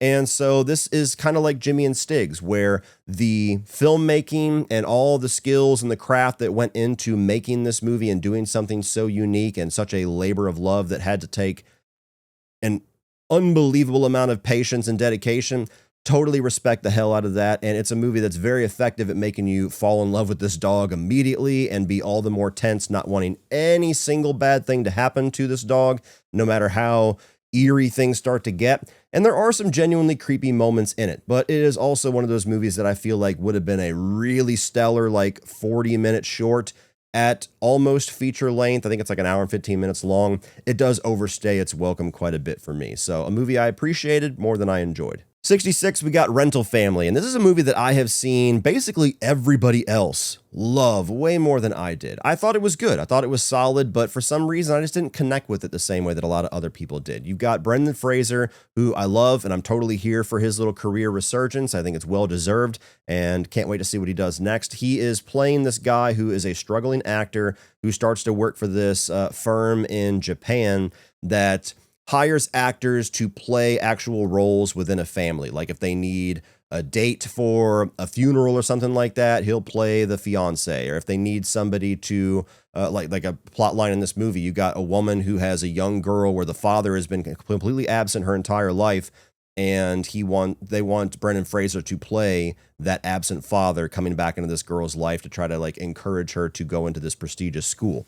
And so naturally you hear that and you think, okay, this is going to be a setup for a lot of really tear-jerking emotional moments, and it does. And Brendan Fraser does a really good job at playing a character like that who's a little bit aloof, but also has that instant charm, that instant likability that you would need to pull off a role like this that could go very bad very quickly with the wrong type of performance. I just felt like it was balancing a number of different storylines with different characters. Like there's like 2 or 3 different people that he has a relationship with through this job, when I was really only truly invested in the one that he has with this little girl as her fake father. And by the end of it, I don't know. It did elicit certain emotions out of me. I don't know exactly what I was wanting out of it, but I didn't really walk out feeling totally heartwarmed or feeling like totally impacted by the story of the film. I was just like, okay, that was good. That was solid. I don't know what I was missing, honestly. Everybody else seems to like really have adored this one, but I just liked it here at 66. 65, we have Bring Her Back, and apparently it is a fucking crime against humanity that I did not love this movie. Of all of my end of the year rankings, this is the movie I've gotten the most shit for not being in my favorites of the year, but it is what it is, I guess. I absolutely loved Talk to Me by these directors, the Philippou brothers. I was very much highly anticipated and psyched for this movie. I think it's very well shot. There's a lot of really great, icky, nasty, creepy moments throughout it. Some really nasty gore moments as well. But the story lost me. I was very invested, very intrigued with the mystery and the weirdness that they were building. But for me, what seems to be the dividing factor is whether or not you are fully invested in Sally Hawkins' character or you're invested in this older brother character. And for me, this brother character all throughout the movie was so obviously like the cornerstone of the story. That was the main driving character arc. That's what everything was leading up to, was his storyline. And then the movie takes a little bit of a turn, and it very much goes in a direction that is not about that brother at all. And after that, like the last third of the movie, last 20 minutes of the movie, it just never really won me back. I didn't understand that direction. They never really replaced what they were seemingly going, the direction they were seemingly going, with the direction that I enjoyed more or as much. And it just kind of felt like it petered out in the last bit and ended in a note that didn't really hit for me. So this is one that is a little bit divisive. People love it. People say it's like the best or one of the best of the year. I wish I could say that because I wanted to say that. I walked in expecting to say that.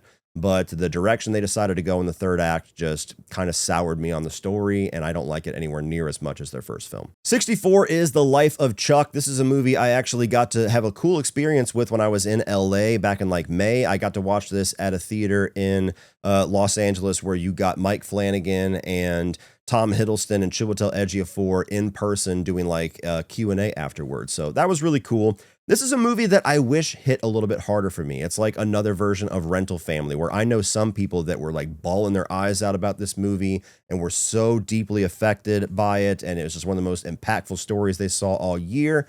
And it didn't quite hit that way for me. It's a very unique movie where you have 3 different acts that are tonally different. They have a completely different focus.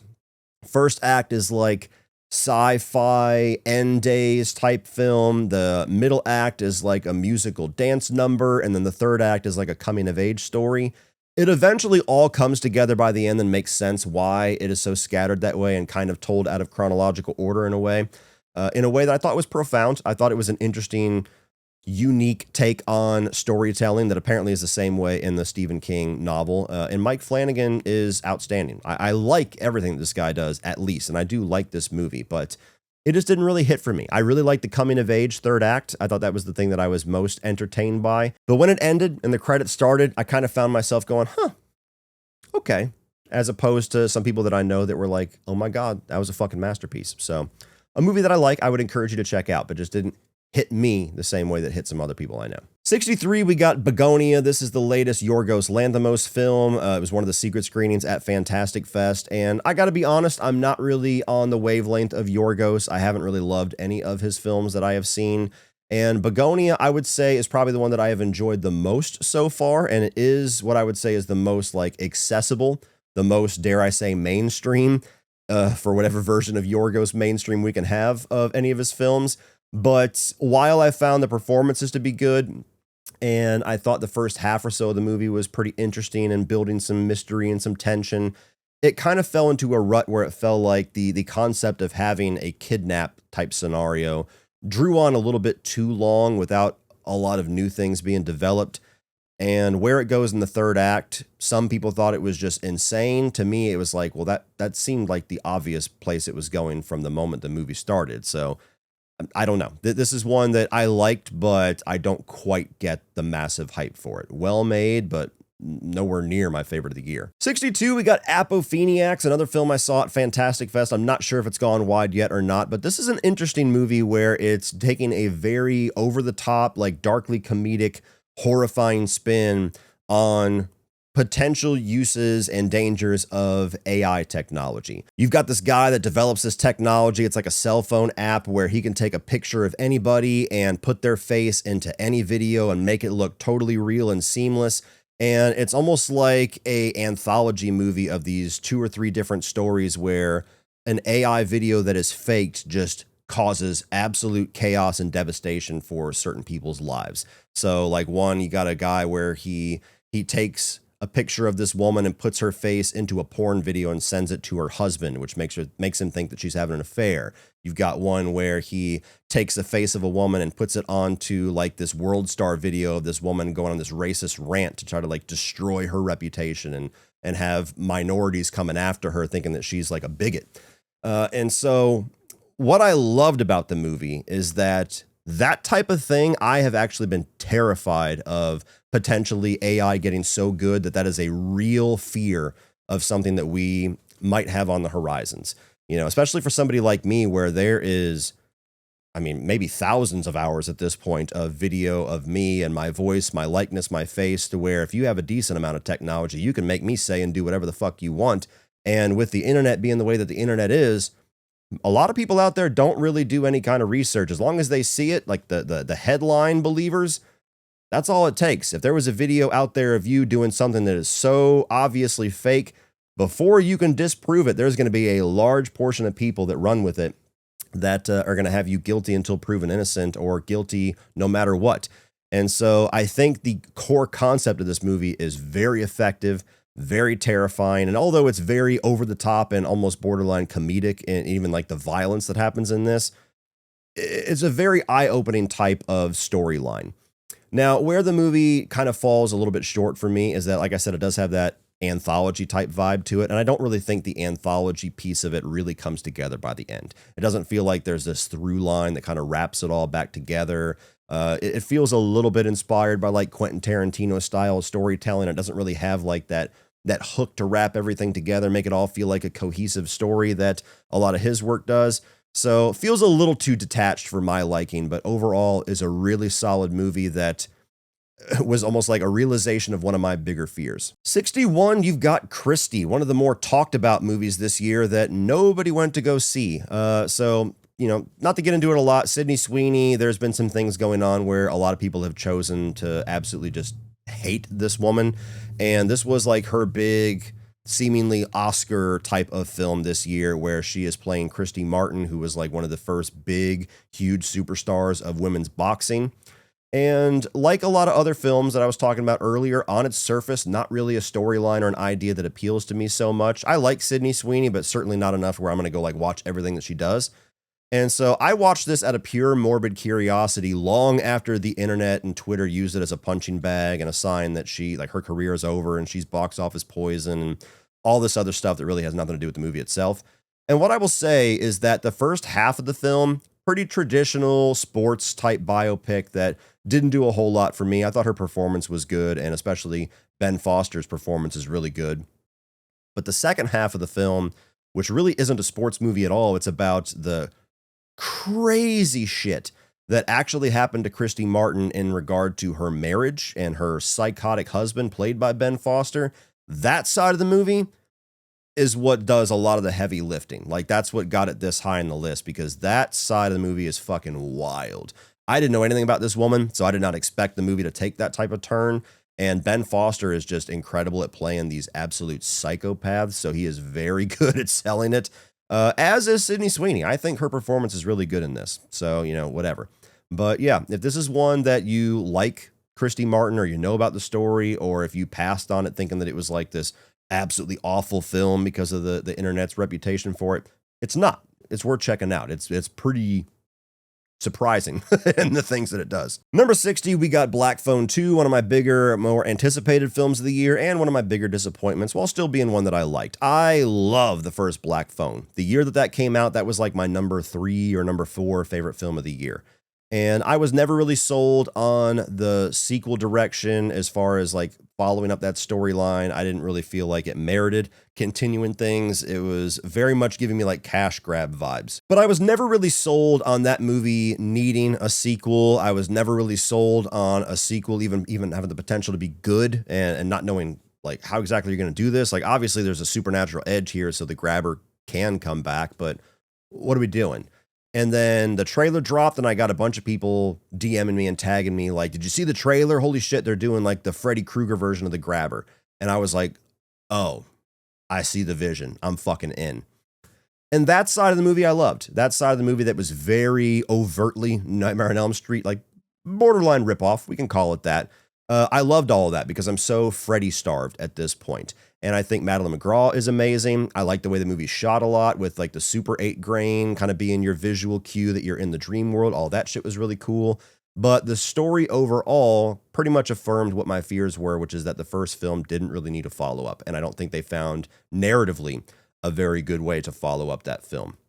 I think that there was a lot of meandering. There was a lot of bending over backwards to like expand the lore in ways that never really felt natural to the first film, and going back and reconfiguring like kind of the setup and Finn's ties to the grabber and all that didn't add up for me at all.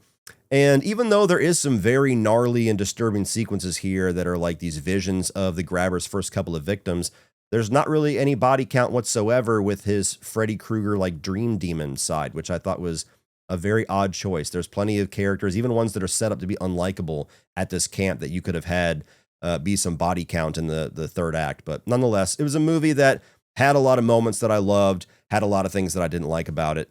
60. 59, Song Sung Blue. This is a film that is a biopic about two Neil Diamond impersonators, like a cover band. And in and of itself, I was like, that's a really, really weird story to tell. But it is a movie that actually has a lot of interesting storytelling to be had. These are two real people with some real life tragedy that came along with it. That is more the focus of the movie. I think Hugh Jackman and Kate Hudson are wonderful together. I'm pretty positive they're the ones that are doing all the singing in this movie, and they're both outstanding. And it's a movie that I enjoyed. You know, it's got some heartwarming kind of feel good aspect to it. It's got some of the tragedy, tear jerking side to it. It's got really good music. I'm not necessarily a big Neil Diamond fan, but he does have some hits. So this is one that I didn't expect anything for, and I enjoyed. 58, you got Avatar Fire and Ash, and it's another Avatar film. You know, I love James Cameron, but the Avatar films are among my least favorites of his filmography. And I would say throughout 2/3, maybe even 3/4 of this movie, I was bordering on saying that even though I don't love the movie, this is probably my favorite of the 3 movies we've gotten so far. And then they completely kind of dropped the ball in the very end of the film where it felt like all the character arcs, all the struggles, and all of the stories that I was actually really invested in seeing being paid off by the end were kind of just punted to the fourth film. And so it just kind of ends. Visually, it's an absolute masterpiece. I mean, it's going to run away with the fucking Oscar for visual effects, as it should. It is one of those experiences that you know what you're getting. It's a big, huge CGI 3D spectacle roller coaster ride, and it succeeds very much at being that. It's way too long. The storyline and even some of the sequences feels very repetitive of things we've got in the past, but if you love the Avatar movies, you'll love this one. If you don't love them, this isn't going to change your mind. If you're like me and you're like, these are fine for what they are, but they don't have any lasting appeal for me, this one pretty much is the same exact experience. 57 is Friendship. This is like a cringe, dark comedy with Tim Robinson and Paul Rudd. This was actually my introduction to Tim Robinson, but apparently this is like his signature style of comedy. So if you're a fan of his work and the different shows he's been on, this is absolutely your type of thing. And it's kind of like I Love You Man for psychos, where you have Tim Robinson, a very weird, off-kilter guy who gets a little bit of a fixation on his neighbor, who's like a cool weatherman, played by Paul Rudd. And every interaction they have, every situation that Tim Robinson gets into, he's just a really fucking strange whack job guy. There's a lot of big laughs in this movie. I did laugh quite a few times. It's also one of those rare times where I feel like watching this at a festival might have hurt my experience a little bit, because the theater I was in like was erupting in laughter like every 30 seconds. And I didn't find the movie to be anywhere near that funny. So there was a lot there where I was almost a little frustrated and put off by how different my experience was, where I'd laugh here and there, and then somebody would just like die and choke and fall on the floor because of the way Tim Robinson picks up a coffee cup. And I'm like, I mean, that's mildly amusing, but goddamn, way to oversell it. So maybe if I watch this at home or if I rewatch it, I'll have a little better experience with it. It's definitely funny. It's definitely unique. And as I said, if you're a Tim Robinson fan, check it out. It's his movie. Number 56 is Luger. I believe this was a Spanish film, another one that I saw at Fantastic Fest, and it's a pretty interesting, cool little take on like a Guy Ritchie film where you've got this Luger that a couple of guys that are a little tied with the criminal element are trying to get, and there's multiple characters that end up getting involved in a situation where it changes hands and things get out of hand. So if you like Guy Ritchie type films, you know, this one's a little bit darker, a little bit more edgy than some of his films that have a little more of a comedic edge to it, but it's worth checking out. Some people that I was at the festival with, this was their favorite of the festival. 55, we got 28 Years Later. This was my most anticipated film of the year. It ended up being a little bit of a disappointment for me. I think that it's beautifully shot. I think there's some great gore and some really good tense sequences in here. I really liked some of the characters, even just the look of some of the characters, like Ray Fiennes' character, the doctor, was just instantly somebody I wanted to know so much more about.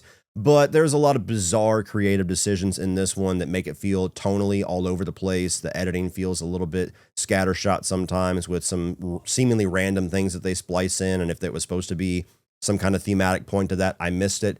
And the ending of this movie that is very much kind of being the kickoff point for what to expect in the second film was completely out of nowhere tonally. So I've got it on good authority that Bone Temple is much better, much more my type of film. So maybe I will look back on this one with a little bit kinder eyes, but as is, it's a movie that I thought was good, but very strange. 54, We Bury the Dead. This is a zombie film with Daisy Ridley where there's some kind of like an apocalypse or some kind of an outbreak where people just suddenly drop dead that are affected by it. And then there's a big global cleanup effort where they're trying to get all of the, hundreds of thousands of dead bodies off the street and dispose of them. And then some of the dead people actually start to reanimate. So it's a very unique zombie film, and that's what I appreciated it for. Daisy Ridley is very good in it. There's a couple of pretty intense sequences, and it's a movie that, while being a slow burn, I think ultimately was pretty rewarding by the end of it. But I could see this being too slow and too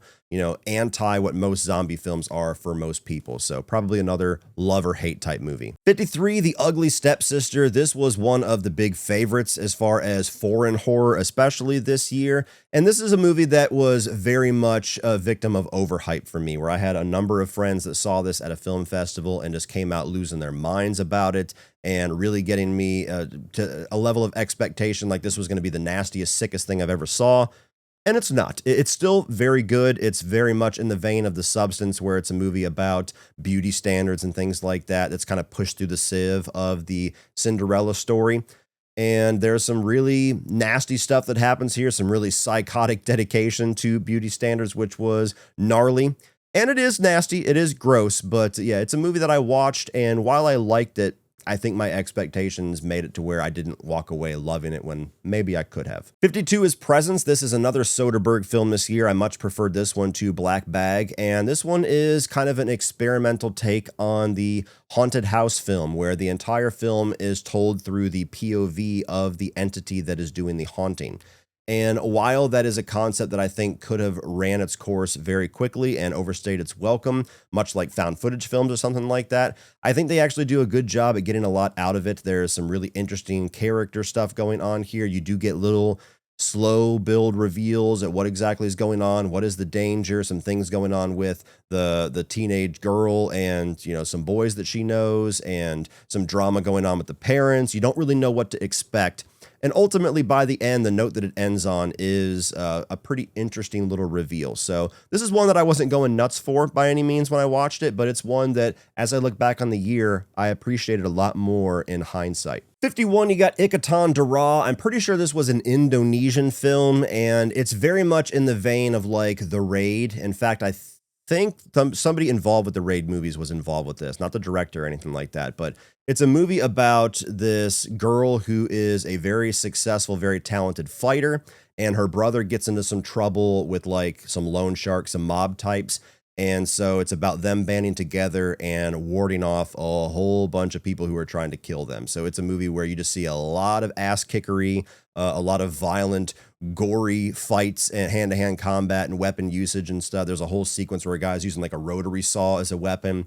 So if you're into movies like The Raid that are just like these action choreography spectacle type films, this is a lot of fun. And it was one of the cooler, more action-centric experiences that I've had at any Fantastic Fest. Number 50, Fantastic Four: First Steps, a well-made Fantastic Four film that I think maybe borrows a little bit too much, retreads a little bit too much from the previous live-action iteration, but overall was a solid entry in the MCU. This is not one of my favorites. I didn't walk away loving it, but overall I was like, okay, you got on base, that was good. Hopefully you do a lot of really cool things with the Fantastic Four in the future, because just never been huge on their characters. 49, you got Clown in a Cornfield, a movie that for the first half or so feels very much like a run-of-the-mill, almost generic clown slasher film, while still being entertaining enough. And then it takes a pretty big turn and you see what the whole appeal of this movie is. I had a lot of fun with this one. I thought that it had some good comedy. It had some good kills. I think Friendo is unique enough of a clown slasher villain where it doesn't just feel like he's dollar store Pennywise or anything like that. So this one was solid. 48, you got Shelby Oaks by a landslide, one of the most toxic film discussions of the entire year, which is a shame. This was the directorial debut of fellow movie YouTuber Chris Stuckman. And overall, for somebody who does not really enjoy found footage movies or even like some of the other subgenres this movie is playing in, I liked how Chris blended multiple different filmmaking styles and multi-genres to tell his story. I think that there's a really good core performance here that drives the film. I think visually, like cinematography-wise, the movie is shot very well. There's a couple of pretty creepy sequences and creepy little jump scares in here.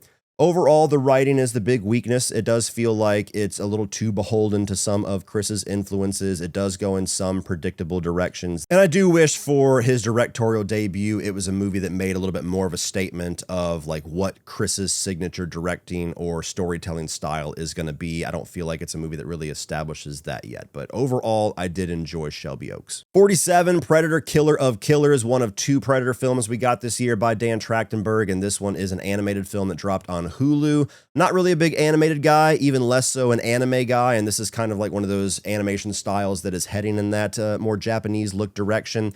But overall, for having a movie that is like an anthology story of all these different badass warriors fighting a predator, you got like a samurai, you got a Viking, you got like a World War I or World War II pilot, I thought it was pretty entertaining. Stretches the logic quite a bit if it's supposed to be in the same world as the movies, which it very much is. Like, it has cartoon logic where people are flying through the air and everything like that. So I wish they would have reined in that a little bit if this is going to be canon, but it is a fun movie. 46, you got Jay Kelly, another really good addition to Adam Sandler's more serious acting work. You got George Clooney here as the main character as well. It's about an aging actor who is looking back on his life and career with a little bit of somber regret on how he has treated some people who are close to him, as well as some peers, and what decisions he made to get to this superstar A-list actor status, and would he do it all again? It's a very reflective movie that is also kind of dealing with the life of Hollywood and, you know, the ugly of it all, along with all the glamour of it all. It's driven by two really good performances, so it's a movie that I enjoyed. I believe it's already on Netflix, so you can check it out. 45, you got Ballerina. This is the John Wick spinoff with Ana de Armas, and for what this could have been, especially since they had to go back and reshoot a lot of it, it's actually pretty damn entertaining. I think it definitely solidifies that we can do a lot of different side stories and spinoffs in this universe without desperately wanting John Wick to come into the fold. In fact, I think the third act, when John Wick shows up, he's actually more of a distraction than he is like this awesome addition to the third act. So that just proves how much strength there is in the fight choreography and in, you know, actors like Ana de Armas and her ability to embody this character, and just in all the different richness that this world has established now 5 movies in. It is my least favorite of the movies in this universe, just because I didn't feel like the story was all that strong. It was basically all being held up by the action and the ass kickery, but I still really enjoyed it. 44 is The Lost Bus. This was an Apple TV movie where you got Matthew McConaughey playing a real life person. This is a true story where you have these fires in California, and he is a school bus driver who has to get like 25 kids out of the danger of this fire and into safety. And it's a pretty intense movie. It's a Paul Greengrass film. He's the guy that did most of the Bourne movies. And you've also got America Ferrera in here as a teacher who is in the bus with him. I think that it is a movie that definitely ratchets up the tension quite a bit. You do feel a lot like it's just more and more dangerous as they go on. Matthew McConaughey gives an incredible performance here, as does America Ferrera. And so it's just a really solid thriller that tells a pretty incredible true story. Number 43 is Drop. This is a Christopher Landon film that I saw at South by Southwest, and it's just a really solid thriller. It stretches believability beyond fucking belief, so I totally get if you watch this and you're like, yeah, I just can't go on this ride, man, it's asking way too much. For me, I was able to suspend it enough to enjoy what they were going for here. It's kind of a classic thriller where you've got a woman who is getting these really ominous drops to her phone where somebody is telling her either you're going to murder your date or we've got somebody at your house who is going to kill your son. And so you get a lot of interesting tension out of that. I think the 2 lead performances here are very good, especially Brandon Sklenar. He's kind of like one of the rising stars this year. The third act definitely goes a little bit bananas, gets a little bit too over the top, but somehow I still kind of had fun with that. You know, it's one of those movies that I think has a little bit of guilty pleasure aspect to it. So I enjoy those type of thrillers. I had fun. 42 is Warfare, certainly one of the most effective movies of the year. Now, I have to admit, I have a big blind spot when it comes to war films, just like with Westerns. Hopefully I get some time in the near future where I can actually watch some of the classics and, you know, check off a few boxes as far as that genre of films are concerned. But Warfare is one of those types of war films that is about the experience. It's not really driven by a narrative in the traditional sense. It's not really driven by character arcs in the traditional sense. It's just about these real life retelling based off of memories of soldiers from the Iraq War. And so it's like a 90-minute snapshot of what war is like. And it is extremely gripping. It is very tension fueled. It is something that is extremely effective at what it is trying to be, which is show the horrors and the devastation of war. But I am somebody who very much prefers a traditional narrative-driven film, character-driven film, stuff like that. So I did really like this movie. I did really appreciate it. but this is as high as it goes for me because it's not necessarily something I would revisit. It's extremely well made for what they are going for. They are very successful at making the film that they set out to make. And a lot of really good performances as well. But there's just something about storylines, story arcs, or whatever that just stick with me more than an experience. Number 41, shocked this movie ended up making it this high, and that is The Naked Gun. Now, I am not a fan of spoof comedy. There's a few that I like the first two Scary Movies and stuff like that, not another teen movie. But overall, these are movies that just aren't really on my comedic wavelength. And to be fair, I've never seen the original Naked Gun, so maybe I would like this franchise. But it looked like it might be mildly funny. And despite the fact that I do think it loses a lot of steam in the third act, this was one of the funniest movies of the year. And I was shocked how much I was laughing. The first 10 to 15 minutes of this movie was unrelenting nonstop laughs, just great genius bits. If I had seen this in a packed theater or at a film festival or a press screening or something, I could imagine this probably would be 20 something spots higher because it would have been this nonstop, just infectious laughter with so many other people. There was 3 other people in the theater with me when I saw this. So for somebody that I'm not the target audience for this movie, I'm somebody that expected not to even like this film. I really enjoyed it. So for those of you that love spoof comedy or love the Leslie Nielsen movies, this might be one of your favorites of the entire year. Number 40, we got Caught Stealing. This is a new Darren Aronofsky film that feels very inspired by Guy Ritchie, just alongside something like Luger. You've got Austin Butler here as a guy through a series of events who kind of gets tangled up with some crime elements and some criminals in his area and has to navigate the situation and navigate this little wild cast of characters like Vincent D'Onofrio and Zoe Kravitz and people like that. And it's a really solid little twisty thriller. It's pretty intense. It actually is very dark and bleak at times, so it kind of sneaks up on you despite having some a fun tone throughout a lot of the movie. And Austin Butler is great here. So I would actually say this is probably my favorite of any Darren Aronofsky film that I've seen. 39, Wake Up Dead Man. This is the third Knives Out movie, and I really enjoyed the first 2 Knives Out films. This one I still really liked, but it was easily the weakest of the 3 to me. I did like the fact that it had a darker edge to it. It's a little bit more of a serious film than the other 2, which have a little bit more of a comedic, almost parody style edge to them at times. But I felt like that also let so much of the fun out of the room that I really missed from the first 2 films. So it's one of those be careful what you wish for type of situations. Great cast here. You've got, of course, Daniel Craig as Benoit Blanc, who is great. You've got Josh O'Connor, I believe is his name, who's kind of the lead of the movie. He got a big jump last year from Challengers, the tennis movie, and he's very good here as well, as is people like Josh Brolin. But overall, I didn't feel like the answers to the mystery was nearly as fun or as exciting or surprising as the previous 2.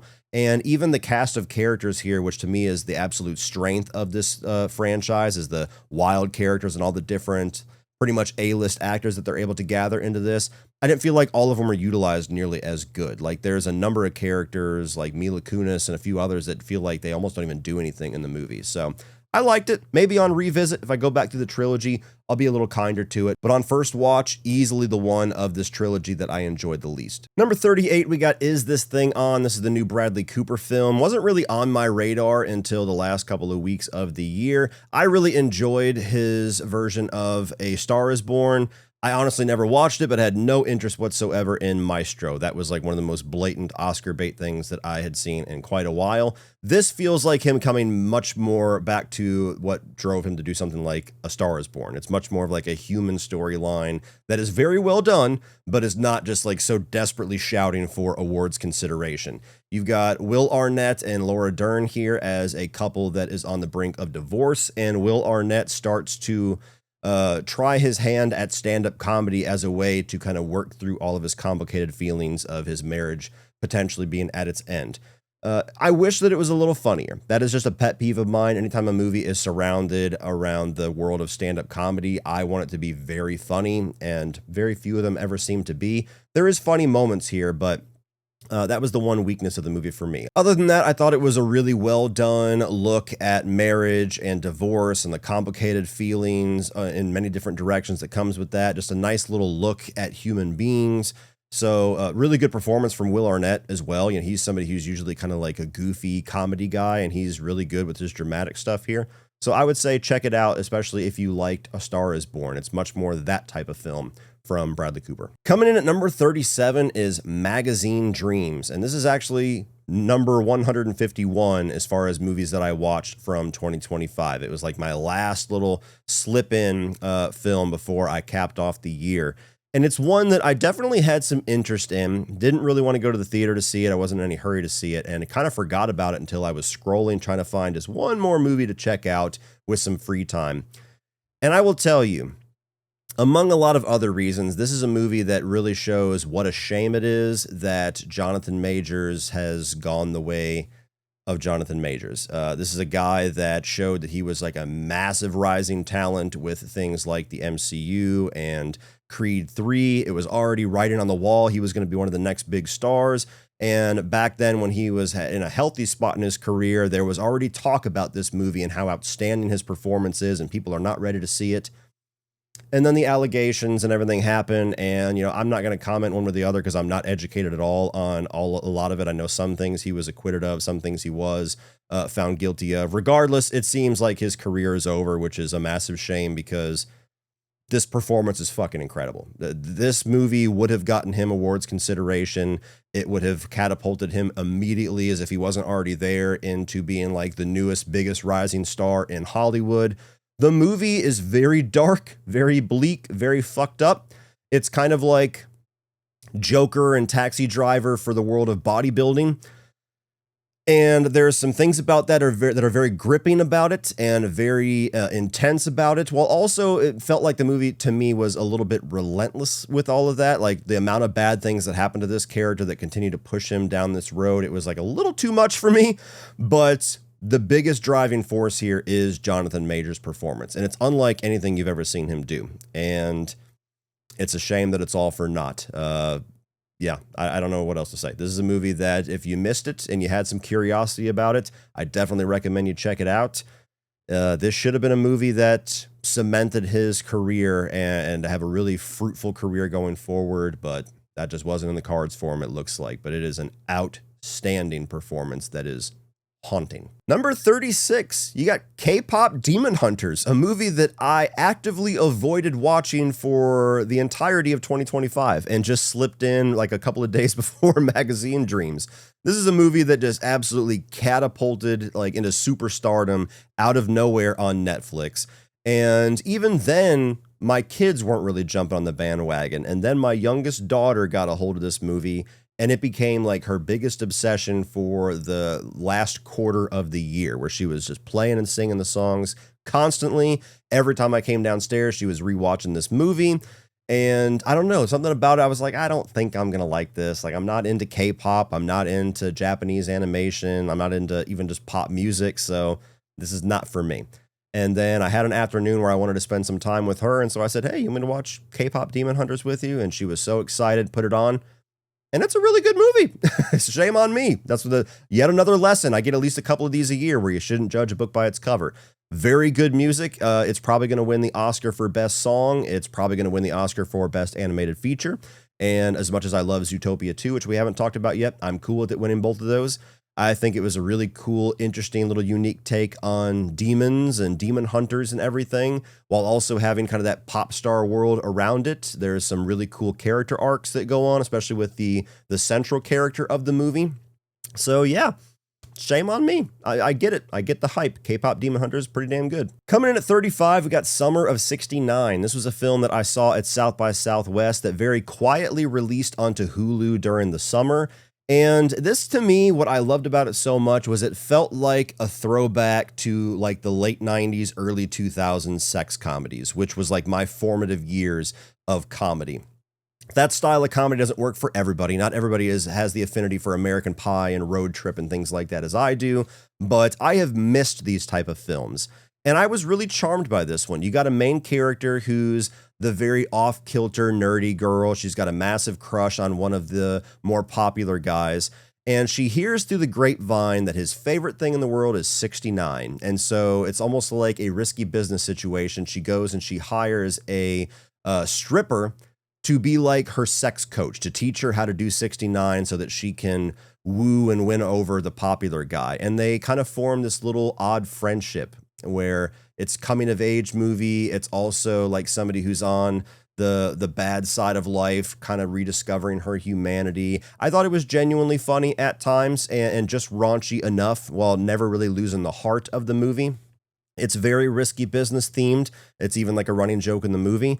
And it's got a pretty good soundtrack too. So, this is one that I wouldn't say is like one of the funniest movies that I've seen in a long time, but it gives me the vibe of comedies that I miss. So I enjoyed it. Number 34, The Running Man, a movie that I really enjoyed and yet also ended up being a bit of a letdown. It just narrowly made it out of my top 10 disappointments of the year. You've got Edgar Wright, who a lot of people tend to be a lot higher on than I am, but I loved Baby Driver and I really enjoy Hot Fuzz. Those are my top two for him.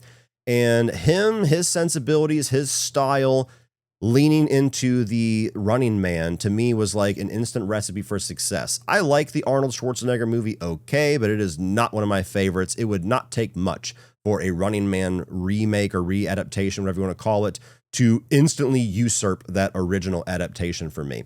And this one did do that, but not by as much of a margin as I had hoped that it did. I thought that the action and the new little twists in the story and the way that it's telling the story, which may or not be more akin to the novel, I've never read it, so I don't know.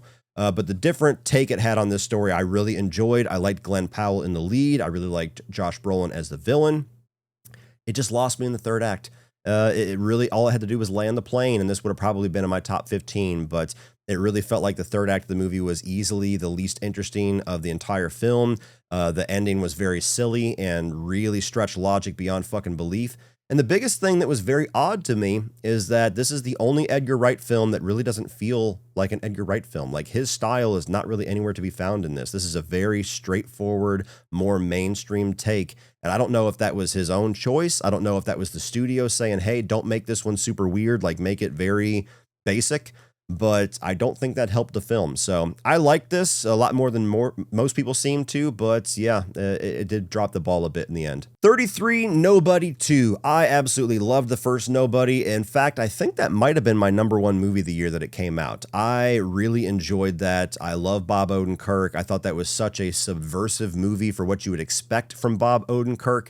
And while I did enjoy this movie and seemed to be higher on it than most people, they did go the wrong direction here. They really leaned a lot more into the goofiness and the comedy of everything, which is the movie you would expect from Bob Odenkirk, which kind of misses the point of the original. The original has comedy. It has good comedic moments, but it's a much darker, a lot more hard-edged movie than you would have expected from Bob Odenkirk's previous work. This one is like the movie you thought that was going to be.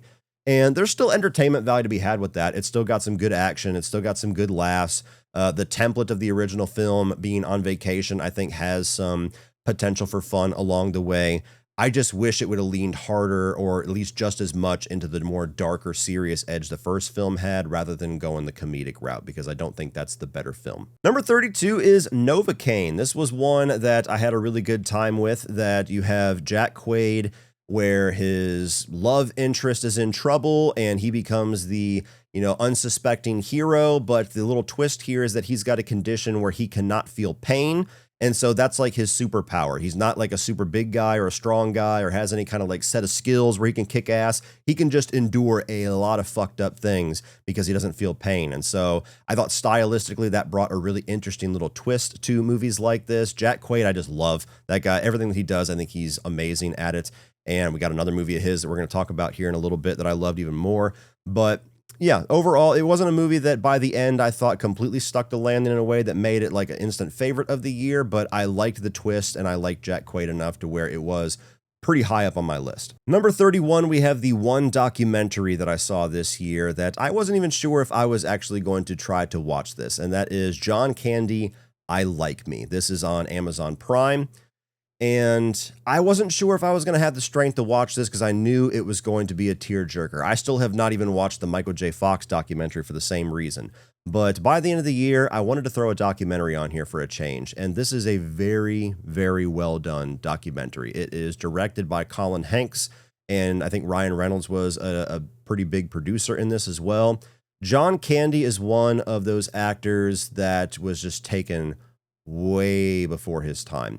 He's a guy that for just the short amount of time that he was on this earth and the short amount of time that he was making movies, he's been one of the people that have impacted my life in a positive way more than anybody else. I mean, movies like Uncle Buck and Planes, Trains, and Automobiles, especially, but then you get like The Great Outdoors and, Cool Runnings, and even like smaller appearances like Home Alone. Like John Candy just is nothing but somebody who brings joy into my life every single time he is on my TV screen. And this was a really interesting documentary to not only find out behind like who the man was, and it's a joy to find out that he's exactly the type of person that you hope that he would be.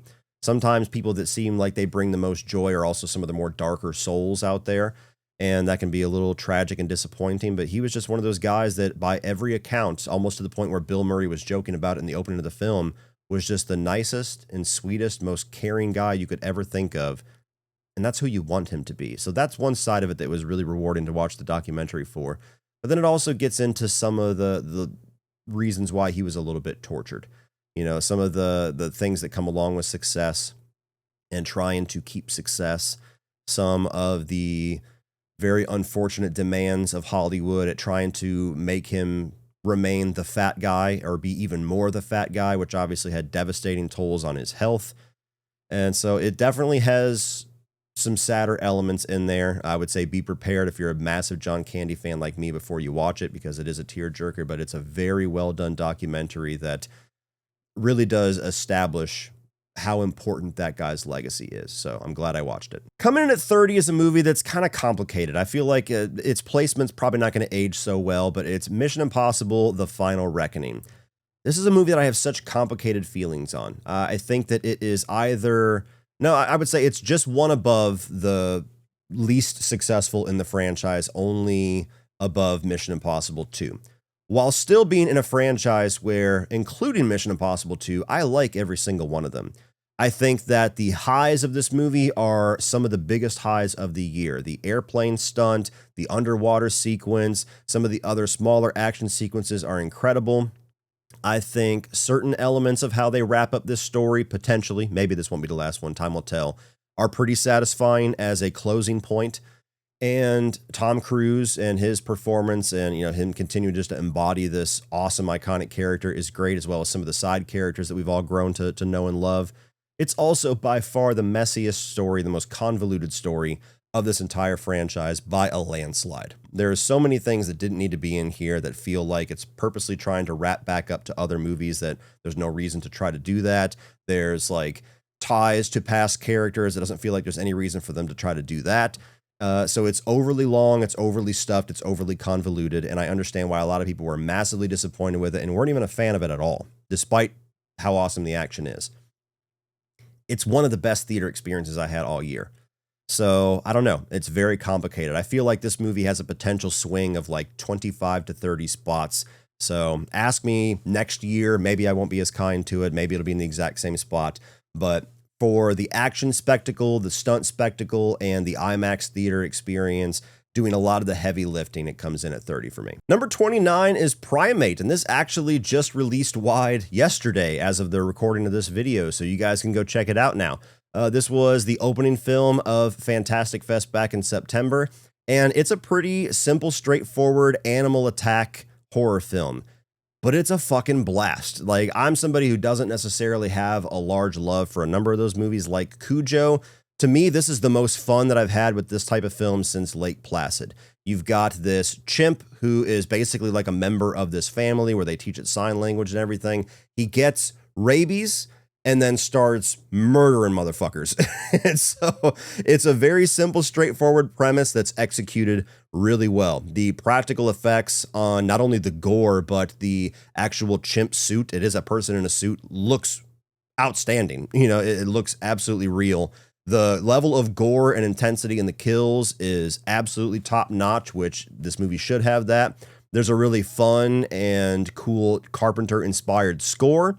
It's well directed. The teenage characters, the cannon fodder, like they're nothing to write home about, and nor is their dialogue. But for what entertainment value this movie is going for, I had an absolute blast with it. It kicked off Fantastic Fest with a pretty big punch. I think it's going to be a really big hit, especially for a January horror film. So if you haven't seen it yet, definitely go check it out in theaters this weekend because I had a blast with this one. Number 28, we got The Gorge. This is the other film that was released by Derrickson this year. I think it was an Apple TV movie. It came out around Valentine's Day. And this is just a really cool little genre blender. It's a little bit action, a little sci-fi, a little horror, a little romance, a little espionage thriller, and it balances all those different tones and different genres really well. You got two really good lead performances here in Miles Teller and Anya Taylor-Joy.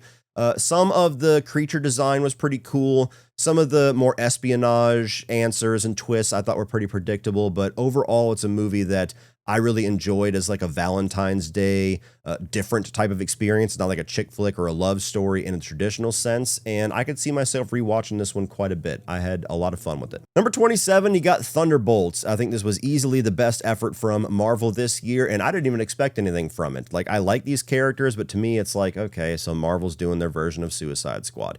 And it was really solid. It actually surprised me at how well this movie did at being a bit of a commentary on mental health and things that go along with that, with all these different characters and how it impacts all of them. I think they have a really nice team dynamic.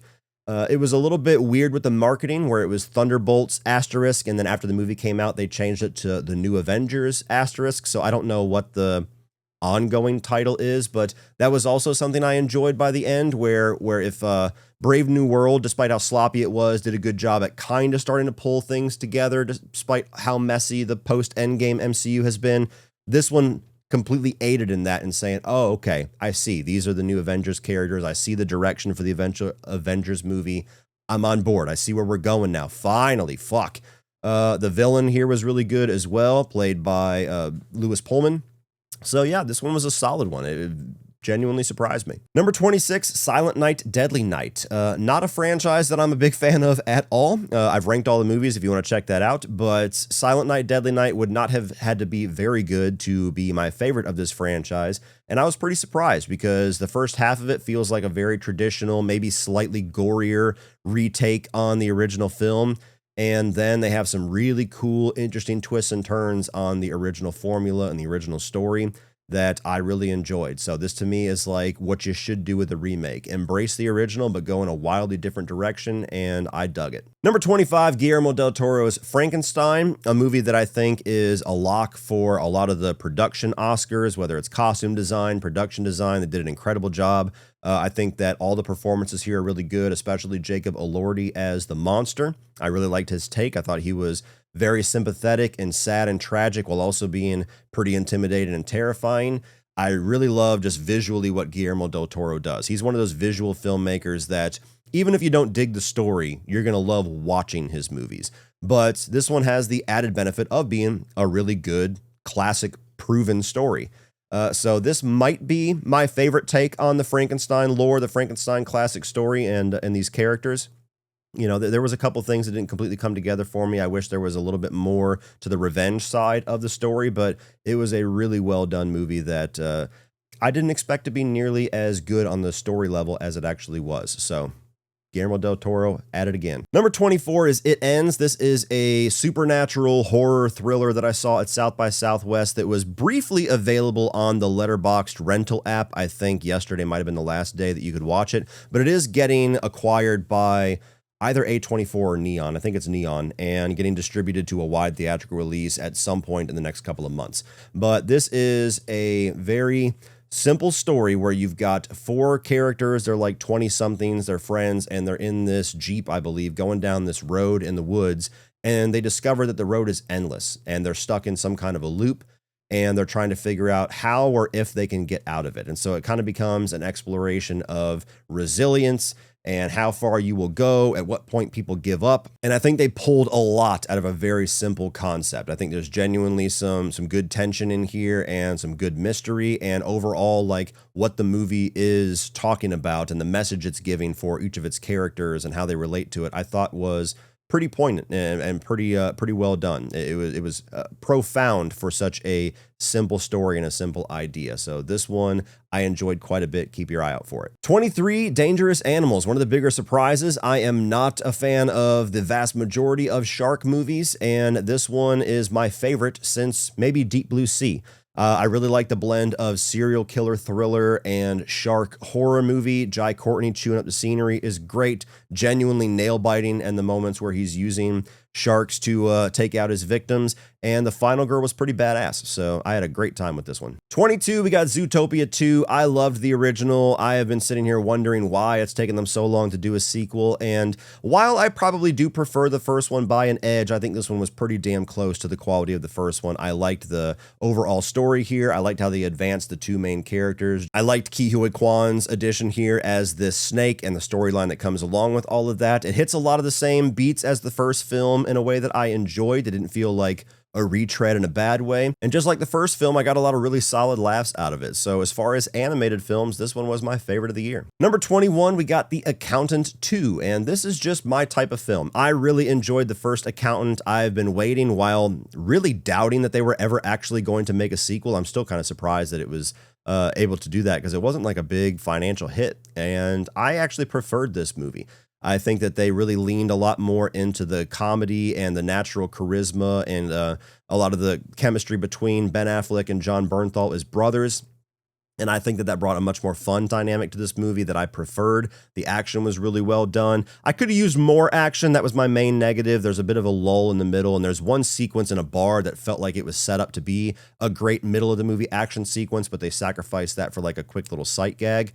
But this was just an absolute blast. I laughed. I enjoyed all the broken bones and ass kickery and the bullets flying around. I think that Ben and John are great together, and I hope it was successful enough for us to eventually get an Accountant 3, because I just love this franchise. Top 20, we are at Eternity. This is a film that my wife absolutely wanted to see. I was a little bit intrigued by it, but was not like highly anticipating it, and I really enjoyed this one. It's a really interesting take on like a romance movie where you've got an older couple that dies, and then their younger selves are like present in this afterworld limbo where you've got Elizabeth Olsen as the wife and her husband is Miles Teller, and you have to choose your eternity for afterlife. There's people that like go to the beach, there's people that like go to, you know, a foreign country, or they go into like some kind of a memory.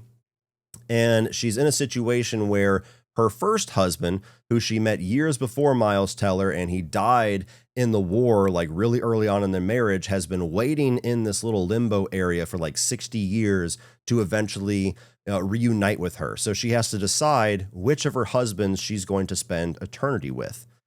And while there was numerous times in the movie that I thought they might be heading down a direction that was going to piss me off and I was not going to be on board for whatsoever, I actually liked how challenging the movie was with its ideas and how it really did try to establish like how much of a difficult situation that would be. Do I spend my eternity with the person who I already got a full lifetime of love with, or do I spend an eternity with the person that I was deprived of that from?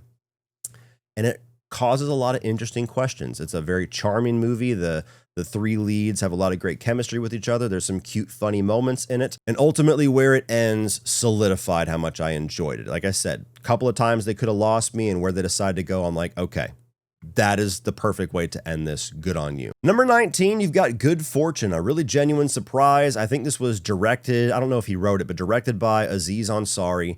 And this is just a really good, feel-good, heartwarming little comedy where you've got Seth Rogen playing this like rich, somewhat selfish tech bro, and then you've got Aziz Ansari as a guy who's very down on his luck and can't catch a break, and Keanu Reeves is like this very low on the totem pole guardian angel who decides to insert himself into this and swap their lives to teach them both a lesson. And a lot of hilarity ensues. It's not like a laugh out loud funny type of movie, but it's like a good chuckle movie, a lot of smiles. Like it's just, it makes you feel good watching it. There's a lot of heartwarming stuff that comes out of a pretty traditional type of storyline. We've seen this before where, you know, the rich guy learns how to be humble again, and the guy that thinks that money will solve everything sees that there was a lot of things in his hardships that actually he values a lot. And even the added element of Keanu Reeves here as kind of a naive guardian angel learning a lot about the ups and downs of humanity. It's just a really enjoyable film. Number 18, Final Destination Bloodlines, a movie that I probably would have bet money would suck because I haven't loved the last couple of movies from this franchise, and it's been so long since the last one that, I don't know, I just didn't have a whole lot of faith in this one. And this one came narrowly away from being my number one of the franchise. It's got great kills. It's a really mildly creative spin that changed up the formula a little bit, not a lot, but just a little bit, going through bloodlines rather than like the order of the people in the premonition. A really great character in here that I thought was the best character of the whole franchise, the guy with the piercings, the best kill of the franchise with the MRI kill, and a really well done send off for Tony Todd that there's not gonna be a dry eye in the theater, or I guess at home at this point, if you're a Tony Todd fan. So well done, big surprise. Number 17, James Gunn's Superman. Haters be damned. I understand if you don't like the more lighthearted version of Superman, but this is one of those movies where you just knew the discourse was going to be miserable no matter where you landed on it. I really enjoyed it, and I love Man of Steel. That's still my favorite Superman film, but I really enjoyed what they did here. I am excited for this universe. I really liked all of the casting across the board. And overall, I thought the action and some of the different directions that they were going with this new iteration of Superman and this universe is a tone and a direction that I'm very interested and invested to see get developed out as they go further. So Superman was a win for me. 16 is The Housemaid, one of the biggest surprises of the year. I gave no fucks about this film. I only went to go see it because it was my wife's birthday, so it was the only movie out that weekend that seemed like maybe could be a decent date night film. When I heard it was Paul Feig, I was even less interested because I don't tend to care for his comedies so much. And I was massively surprised at how good and effective of an old school thriller this was. The whole cast is really good here, but Amanda Seyfried, I think, maybe gives her best performance of her whole career. It just totally unhinged and batshit crazy. There's some really good twists and turns. A couple I saw coming, many more that I did not. A movie that's very intense and wild and unpredictable as it goes along, and I'm glad it was a runaway success because we're going to be getting a sequel, which I hope is just as good as this one. Number 15, we've got F1. This is the quintessential old school, they don't make them like that type movie for the year, where you had like Top Gun Maverick, the same filmmaker, by the way, was that from a couple of years ago, where all the people who were born in like the 60s and 70s were like, oh, I've missed movies like this so much. F1 is one of those types of films, just a good old-fashioned, well-done underdog sports movie with extremely well-done racing sequences. This, to me, is the runaway win for like best editing of the year. You got Brad Pitt playing like a very quintessential, cocky, charming, likable underdog guy. And what I liked about the movie more than anything was that, it was well done, entertaining all throughout, but it felt like it was going to be a very predictable movie. And to some extent it is, where he comes in as the underdog, the old school guy. You got the new school guy who's like the new fan favorite that they're really trying to prop up, and they got this rival with each other. And you're like, all right, I see the directions it's going to go. And even to the point where you don't even like the other character because he's just so young, naive, and cocky. And the way that they kind of usurp some of your expectations and surprise you with a few of the directions that the characters go, I thought was a really nice touch. But overall, just a very good, well done, old school entertainment movie. Number 14, Sisu Road to Revenge. This was one of the best action theater experiences of the entire year. I liked the first Sisu. I wasn't crazy about it. This one is miles better, in my opinion. The action's better. The thrills, the intensity, and the gore is better. The story is a little bit more heartfelt for me. It's just about a guy who is trying to move his house from point A to point B, and then a bunch of fucking assholes are in his way, so he's just going to rip through them like tissue paper. This guy is just a really cool character, just a silent guy that doesn't say anything. He just fucks people up.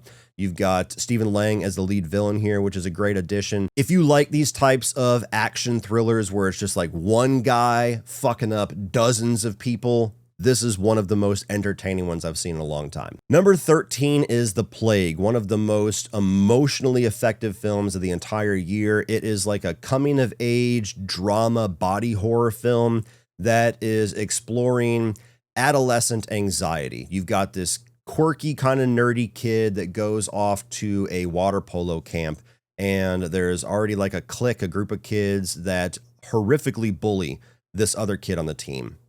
And as the fish out of water, it kind of explores how harmful bullying can be, obviously, but also how people can be pressured to bully to fit in and can be pressured to do things that they know are wrong. And it even starts to explore how quickly people will turn on you as the main character starts to become the center of the torment. And it resonated so much for me because I had a very similar experience to this movie, but it was one of the most well done, one of the most emotional movies of the year. And it was really unique in the way that it's just a basic coming of age teenage boy drama that very much has like this horror, body horror type of tone to it for the way that they execute it. So I loved this one. Coming in at number 12 is Companion. It kicked off the year with a bang back in January and has maintained one of my favorites of the year. I was lucky enough not to have the twist of this movie spoiled in the marketing, even though they tried like hell to do it.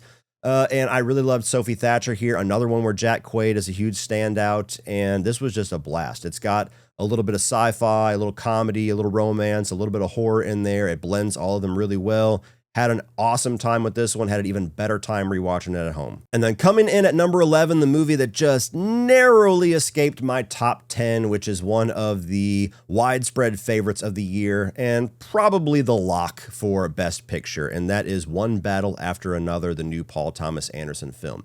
Now, Paul Thomas Anderson is one of those filmmakers that I do have a bit of a blind spot for. I have watched a few of his films since seeing this one because I enjoyed it so much.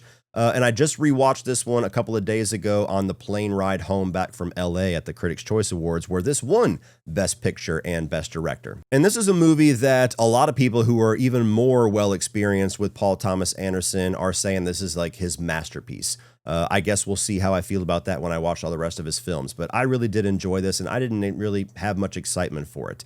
You've got a father-daughter storyline at its core here that I really enjoyed. Leo DiCaprio doing great again. Another one who might walk away with the Best Actor Oscar. Certainly will get nominated. And I liked how you have like this political activism backdrop and setup, but ultimately the movie is just about a father and his desire to keep his daughter safe and to reunite with her, and all the crazy, ridiculous hijinks that happen in between that on Leo's journey to get to her, as well as her journey trying to stay away from Sean Penn, who is one of the most memorable characters of 2025. He steals this fucking movie. He is so wild in this one. He was hilarious. And what I loved about this was how multi-layered this movie was.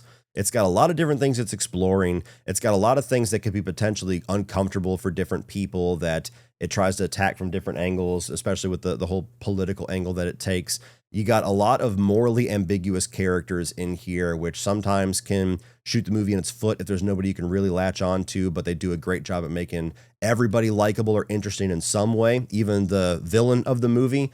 There's a lot of really fun, memorable sequences here. I mean, Leo DiCaprio whistling to a couple of people that he asked for directions from has become like the standout moment of the movie that everybody's been talking about. So this is one that's just a really rich experience. I saw it at Fantastic Fest as one of the secret screenings, and I liked it a lot at the festival, but I've really grown to like it even more over time. It stuck with me. I kept thinking about it, kept talking about it with people, and then just recently rewatched it. So this is one that, like a couple other movies on this list, I think might age a little bit better than some others. And you ask me a year from now, this might be in my top 5 of 2025. And maybe sometime soon I'll be able to get through the rest of his films and then just do like a random Paul Thomas Anderson ranking or something for fun. Holy shit, we have made it to the top 10. I've been recording for just over 3 hours. I don't know what the final length of this will be after edit, but I've been talking about movies for a long fucking time. Let's get through this. Coming in at number 10 was another pretty big surprise for me, and that's Predator: Badlands. I actually expected this was probably going to be a movie that would be entertaining, but I'd walk out saying, yeah, let's not do that again, and I'm actually on board for another one. I don't want this to be the template going forward. I still want my movies where the Predator is the antagonist. I still want to have the rated R gore. I still want all that shit. Don't learn the wrong lessons, Disney or Fox or whoever the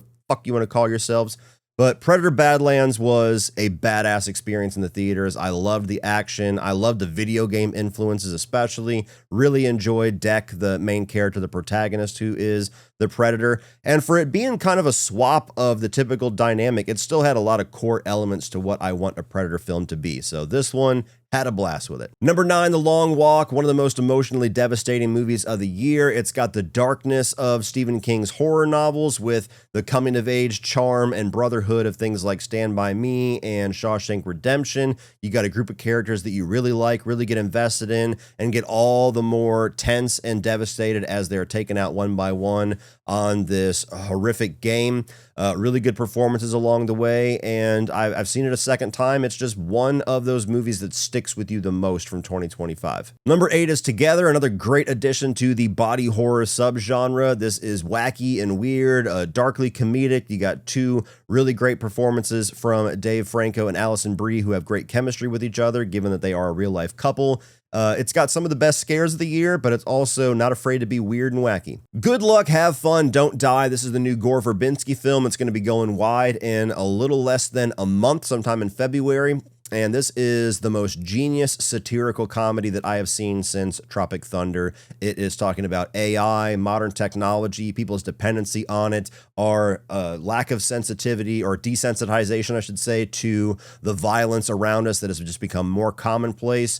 It's a little sci-fi, a little action, a little thriller, and a whole lot of comedy. An absolute blast of a movie that, especially if you have really wanted to laugh hard in the theater, highly recommend checking this thing out here in a month. Number 6 is Obsession. This is the feature film debut of Curry Barker, who is a YouTuber. He had a lot of acclaim a couple of years ago for Milk and Cereal, which was like an almost feature-length little movie that he did on his YouTube channel. And this was one of the most nuts, disturbing horror films of the entire year, where a guy makes a wish that this girl he has a crush on would love him more than anything else in the world, and some fucked up things happen from that. I'm telling you, in May, this is going to set the horror community on fire. Number 5, we got Marty Supreme, another big, huge contender for the awards season. I think this is going to be the runaway victor for Timothée Chalamet as Best Actor, despite having some other outstanding performances this year. Leo, Michael B. Jordan. This is a movie that on its surface I could not have had less interest in. A seemingly Oscar bait movie from the Safdie brothers and Timothée Chalamet about ping pong, of all things. It is such a wild ride, pure chaos, pure anxiety, so many like crazy directions that you see this character go on his path to achieve greatness in his mind. An unlikable character, too, that you can't keep your eyes off of because of just how wild his journey is. So this is a movie that I expected to not like at all and be totally cynical about, and I loved it. Weapons, the 1-2 punch from Zach Kreger, which has cemented him as probably my favorite rising star as horror filmmaking. And I loved Barbarian. This one I might arguably love even more when all is said and done. I love the nonlinear storytelling. I think there was some great performances here, especially from Amy Madigan, who I am absolutely championing for Best Supporting Actress, and I like to think my vote is what tipped over the edge and got her the Critics' Choice Awards. That's my headcanon, but I really did like this one. It's got the best scare of the year for me,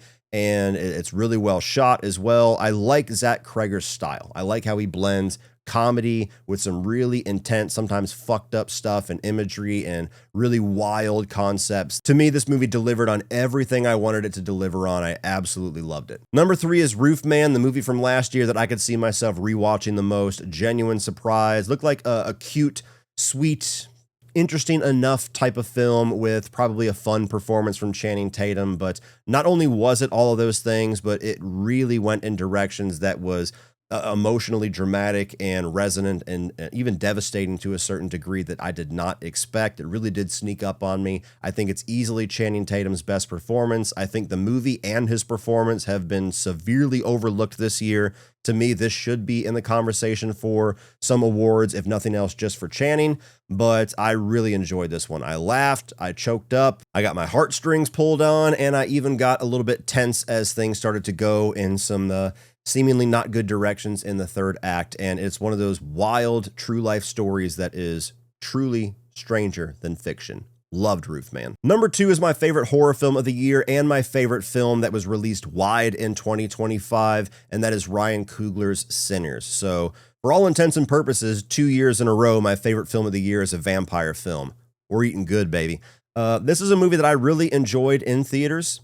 but my second watch about a week and a half ago absolutely solidified everything for me. Everything that I loved about it, I loved even more. A couple of things that I had hangups about or wasn't sure how I felt about it, I really got over my hangups and started to really like some of those directions, even how minimalistic some of the more vampire carnage and action is in this, which initially I was a little underwhelmed by, but this is just such a dense and rich film. There's so many ideas here, so many things being explored, history, culture, using vampires as a method to explore like cultural appropriation and things like that. I mean, it was just such a massively creative and unique film that is the highest level of filmmaking all across the board, beautifully shot, some of the best cinematography of the year. Michael B. Jordan doing double duty and doing one of the best jobs I've ever seen at playing dual characters, an incredible ensemble cast, wonderful music that was written originally for this, a great original score as well. I got the vinyl for my FYC packages, and I was so excited to open up that one.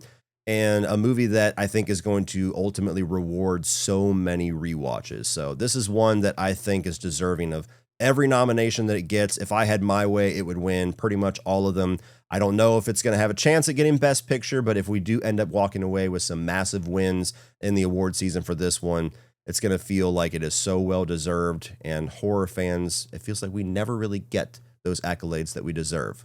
Maybe this will be the one. But my number one favorite film of the year is not going to be releasing wide until at some point this year, and I will shout it from the rooftops as soon as that is announced. It is The Rivals of Amziah King. This is a film that premiered last year at South by Southwest. I had no interest in it. I had no knowledge of what the hell it is. I only sat down to watch this thing because I had nothing else that interested me in that time slot, and Matthew McConaughey was going to be there to premiere the film.